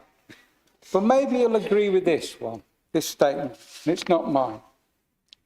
Politics is about choice, and this Labour government has chosen to push pensioners into poverty. Who said that? Your comrade, Jeremy Corbyn. Thank you. Councillor Burfoot, please. Thank you, Chair. I will be brief. You'll be pleased to know At the same time as I believe that the scrapping of the winter fuel allowance to all but the poorest pensioners by this present government is a historic mistake, I'm not surprised at the political posturing by the Tories here today. 11 million pensioners are set to lose this allowance, and a poll recently has shown that 50% of them will heat their homes less this winter, and a huge number will have to make very difficult choices in their lives. It seems that there is a 22 billion black hole in the government finances, which the previous Tory government conveniently forgot to mention. Sudden announcements like this one about the winter fuel allowance were bound to cause stress and worry, and I do know from the correspondence I've already had that that is exactly the case. What I would say is that I hope that as a county council we can give all the support we can in any way to our pensioners, by whatever means, CAB, age concerned pensioner groups, to help them claim the pension credit if they qualify. Now it seems that that would not, it's too late for this year, but certainly for next winter. It's clearly too late, I think, for the government to change its mind, so I'm not going to push that one. Just a final little bit of political posturing. I would like to remind all members that it was a Lib Dem MP, Steve Webb, who brought in the triple lock. Yeah, true. Councillor Dale, please. Thank you very much, Chair. There's been a lot of tit for tat from Councillors Dixon and Councillor George, so I just thought I'd respond to some of the points that they've raised. It was a coalition government, I'll say that introduced the triple lock pension scheme, which has obviously had a dramatic impact on protecting the incomes of pensioners. And as I recall, it was the Conservatives who committed to the triple lock plus, which would have protected pensioners from ever having to pay tax on their state pension, which Labour refused to commit to during the election campaign. The Conservative government also introduced things like the Household Support Fund, the COVID winter grants, the other COVID grants. And over the course of the period of COVID, we spent close to £400 billion on supporting people. So how any Labour opposition could ever say that we're heartless and we don't care about pensioners and we cut this, that and the other, left, right and centre. It was equivalent to around between £4,000 and £6,000 per person in the country that came from the government to support them through a very difficult time. And Councillor George mentioned the period in which energy bills increased as a result of the global situation that we're seeing across the world, and particularly in terms of Ukraine and the war there.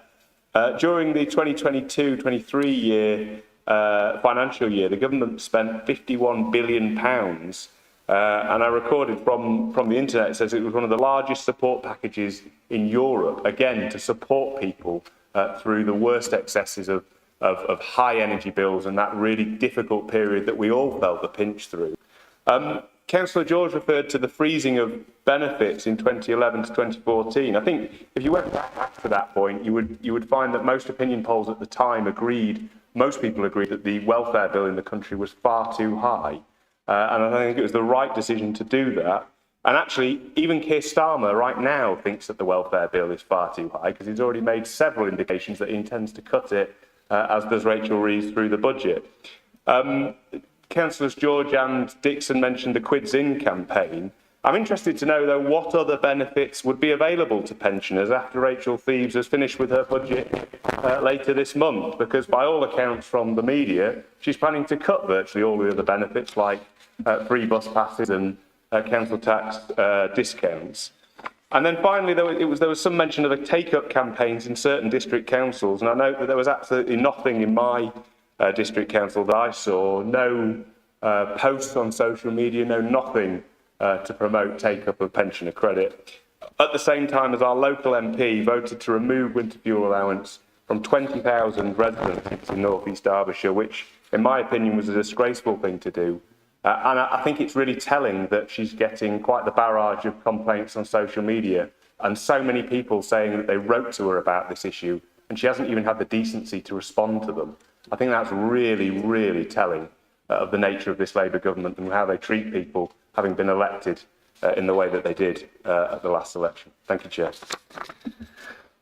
Councillor Spencer, please. Well, thank you, Chairman. And I wasn't going to speak in this debate, Chair, but Councillor Fordham, who's made showboating an Olympic sport, has suggested that we're showboating in some way or other. Has he gone? Oh dear.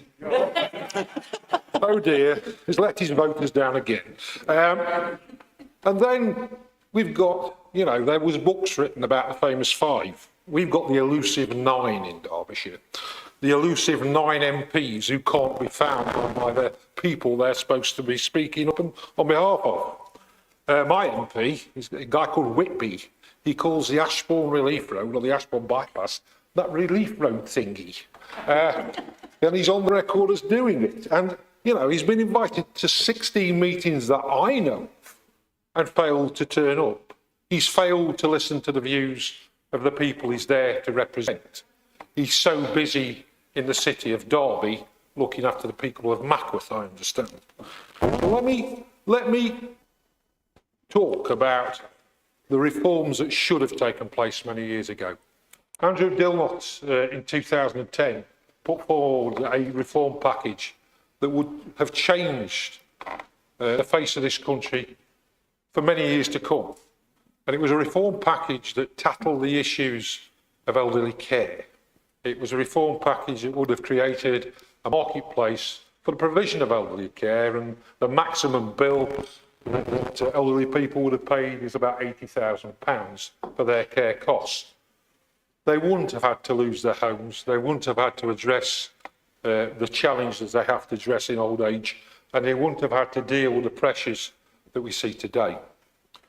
But I find it quite ironic, Chairman, and I will be at the next full council meeting reeling off a list of dates and times when the Labour administration at Derbyshire County Council between 2013 and 2017 closed care homes, breakfast clubs, luncheon clubs, daycare centres, and I will reel them all off. And I'll also reel off whether they carried out an impact assessment in the process. I will reel off the times that we told them they should be doing that, and I will reel off how they did it through stealth and not through transparent consultation processes. And I'll also say, Chairman, that Councillor George is very good at predetermining consultation processes, which we are going through at this moment in time, and making assumptions that this administration will take certain courses of action. But let me tell you, Chairman, the public of Derbyshire will judge whether the Labour Party, the new Labour government, have done the right thing in May of next year. And I think the opposition group are extremely concerned about it. And they can fight. The only way in which, when you get stuck in a corner, is you fight your way out. And I appreciate that's what you're going to try and do.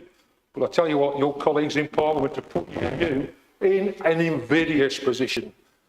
They have put you on the ropes. And be assured, Chairman, we're going to keep you there. Thank you. Councillor Major, please. Let me know when I can start, Chairman. Look, I know we must be all be getting a bit tired, but there's just simple rules, isn't there, of decency whilst in the chamber, and that isn't one of them. So can we have the next speaker, please? Councillor Major. Thank you for allowing me to start, Chairman. Cast your minds back a little while before the election. We had a couple of flagship Labour policies, one on reducing energy bills, which have now gone up. We had a flagship policy which had been spouted about in this chamber by people on the Labour benches about a windfall tax on energy firms to support people with paying their energy bills. It was a really big policy at one stage. Some members have forgot. So what do you expect when Labour got into power nationally? Would they tax the energy firms to pay and support people's energy bill? No, of course not. That'd be silly, apparently. What we'll do is we'll take winter fuel payments away from 16,000 people in Area Wash, almost 200,000 people in Derbyshire as a whole, and then get upset about it. What I fear, Chairman, is What I fear, Chairman, is that it was rushed and it was part of a narrative that they were trying to create nationally.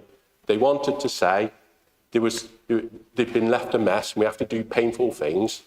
They wanted to create this narrative so that they could do such things to create freedom for them to do their policies, to reward the unions that supported their election campaign. And what they hoped was, Chairman, they hoped that what they'll do is do something really painful right near the start, and hopefully the public will blame the previous government. But the population have seen through it, and that's what they're really upset about. They're upset not because pensioners are going to go cold this winter, and as they said, 4,000 pensioners may possibly die, which is such a scary statistic. They're actually upset because the residents of Derbyshire and the residents of the UK have seen through their political stunt. Councillor Haynes, please.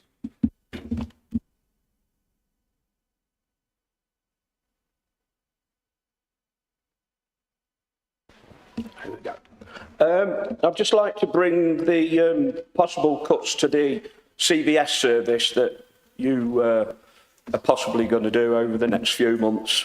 The CVS service, this affects pensioners, the befriending, the transport, it's got hospital, doctor transport, all involved. So if we're looking at not hitting pensioners, why are you looking at hitting pensioners with the CVS? I believe it's about £93,000 you're going to take off them. You're also going to have job losses within that committee as well. So I think we do need to look at our own local level as much as we do like outside our level.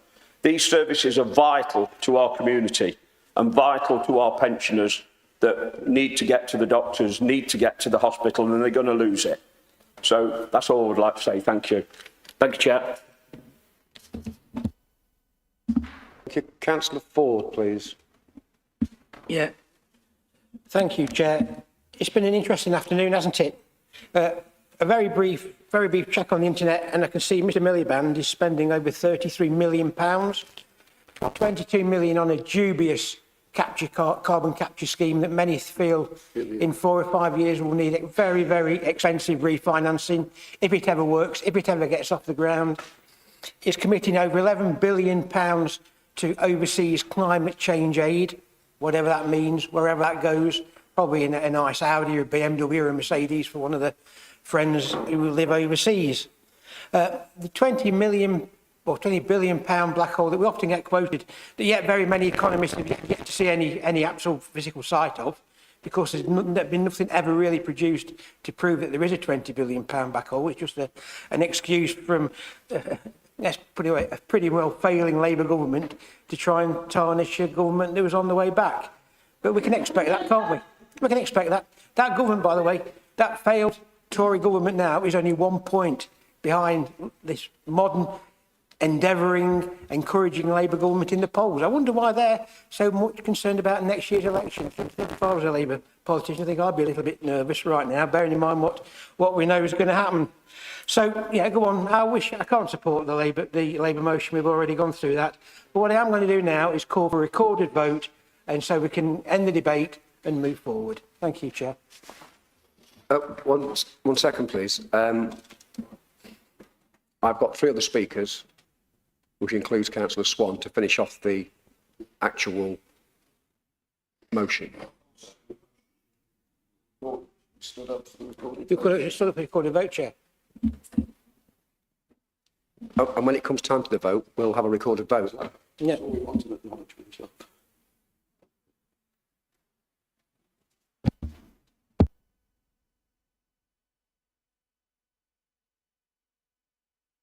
Okay. Councillor Wilson, please. It's very seldom I stand up to speak, but I was prompted by a comment by Councillor George, and I thought it was a bit rich. That our political record should be challenged when we are speaking about finances. After all, the Labour Party have now just taken away some welfare benefits. It is inherent in their history because they are the party that reduced unemployment benefit, reduced the pay of police and the armed forces. And I think it's a bit rich for them to challenge us. Thank you. Councillor Innes, please.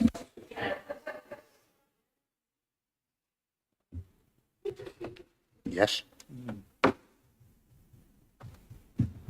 Sorry, I don't think you heard me. Too many people talking. Councillor Innes, please. In the interest of expediency, I've decided you don't deserve the benefit of my wisdom. No comment. I will miss that. Councillor Swan, please, to finish. Thank you, Chair. Very welcome intervention from that side of the chamber. This savage attack on elderly people is a clear political choice. And we know from what Sir Keir Starmer said in April that he is absolutely aware of the consequences of the decision he has made. A £300 payment towards heating bills might not seem very much to multimillionaires like Sir Keir Starmer and other freeloading cabinet ministers, but for many poorer pensioners, it is a vital lifeline. While voting to remove this payment, Labour MPs have been requesting extra heaters for their House of Commons offices. And let's not forget that Rachel Reeves has claimed over £4,400 towards her own domestic bills. And whatever Sir Keir Starmer says, axing the winter fuel payment is nothing short of a pension cut. For example, for someone over 80 who last year received the basic state pension along with the winter fuel payment, the allowance's removal this year amounts to a 3.4% cut. When you're on a limited income, that means reducing some spending on essentials such as heat. Thanks to the triple lock, the state pension will indeed rise next April by £300 to £400. But this is no help to those people who need hundreds of pounds this winter to keep their homes warm during freezing weather. We can all see this is a colossal social injustice perpetrated by a government which falsely claimed during the recent election that it was committed to helping the poorest people in society. I don't have a problem telling my own party when it's in the wrong. I did so many times over the last few years. Sadly, my advice was not heeded, and we've ended up in the grotesque chaos of a Labour government, scuttling around bloated plutocrats begging for handouts of designer gear while giving vulnerable pensioners notice that they will be left to freeze this winter. Sir Keir Starmer, that preening pillar of preposterous puritanical punctiliousness, apparently wants the return of the sausages. Well, Chair, along with millions of vulnerable pensioners, I want the return of the winter fuel allowance. So I urge this council to support the motion before it and send a clear message to two-tier, free-gear Sir Keir and his snouts in the trough cronies, do the right thing and restore the winter fuel allowance.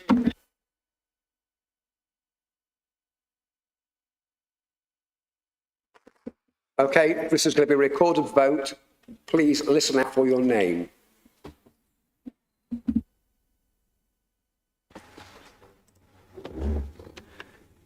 Okay, so when I call your name, please state for, against or abstain. So, Mr Chairman. For. Councillor Ashton. For. Councillor Athwell. For. Councillor Atkin. For. Councillor Barron. Councillor Bingham. Councillor Bryan. Abstain. Councillor Bull. Councillor Burfoot. Councillor Clark. Abstain. Councillor Collins. Abstain. Councillor Cupit. Councillor Dale. Alex Dale.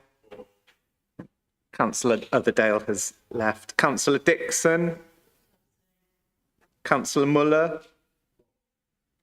Councillor Flatley. Councillor Ford, Councillor Fordham, Councillor Angelique Foster, Councillor George, Councillor Gibson. Is he gone? Councillor Gillett, Councillor Greenhalgh,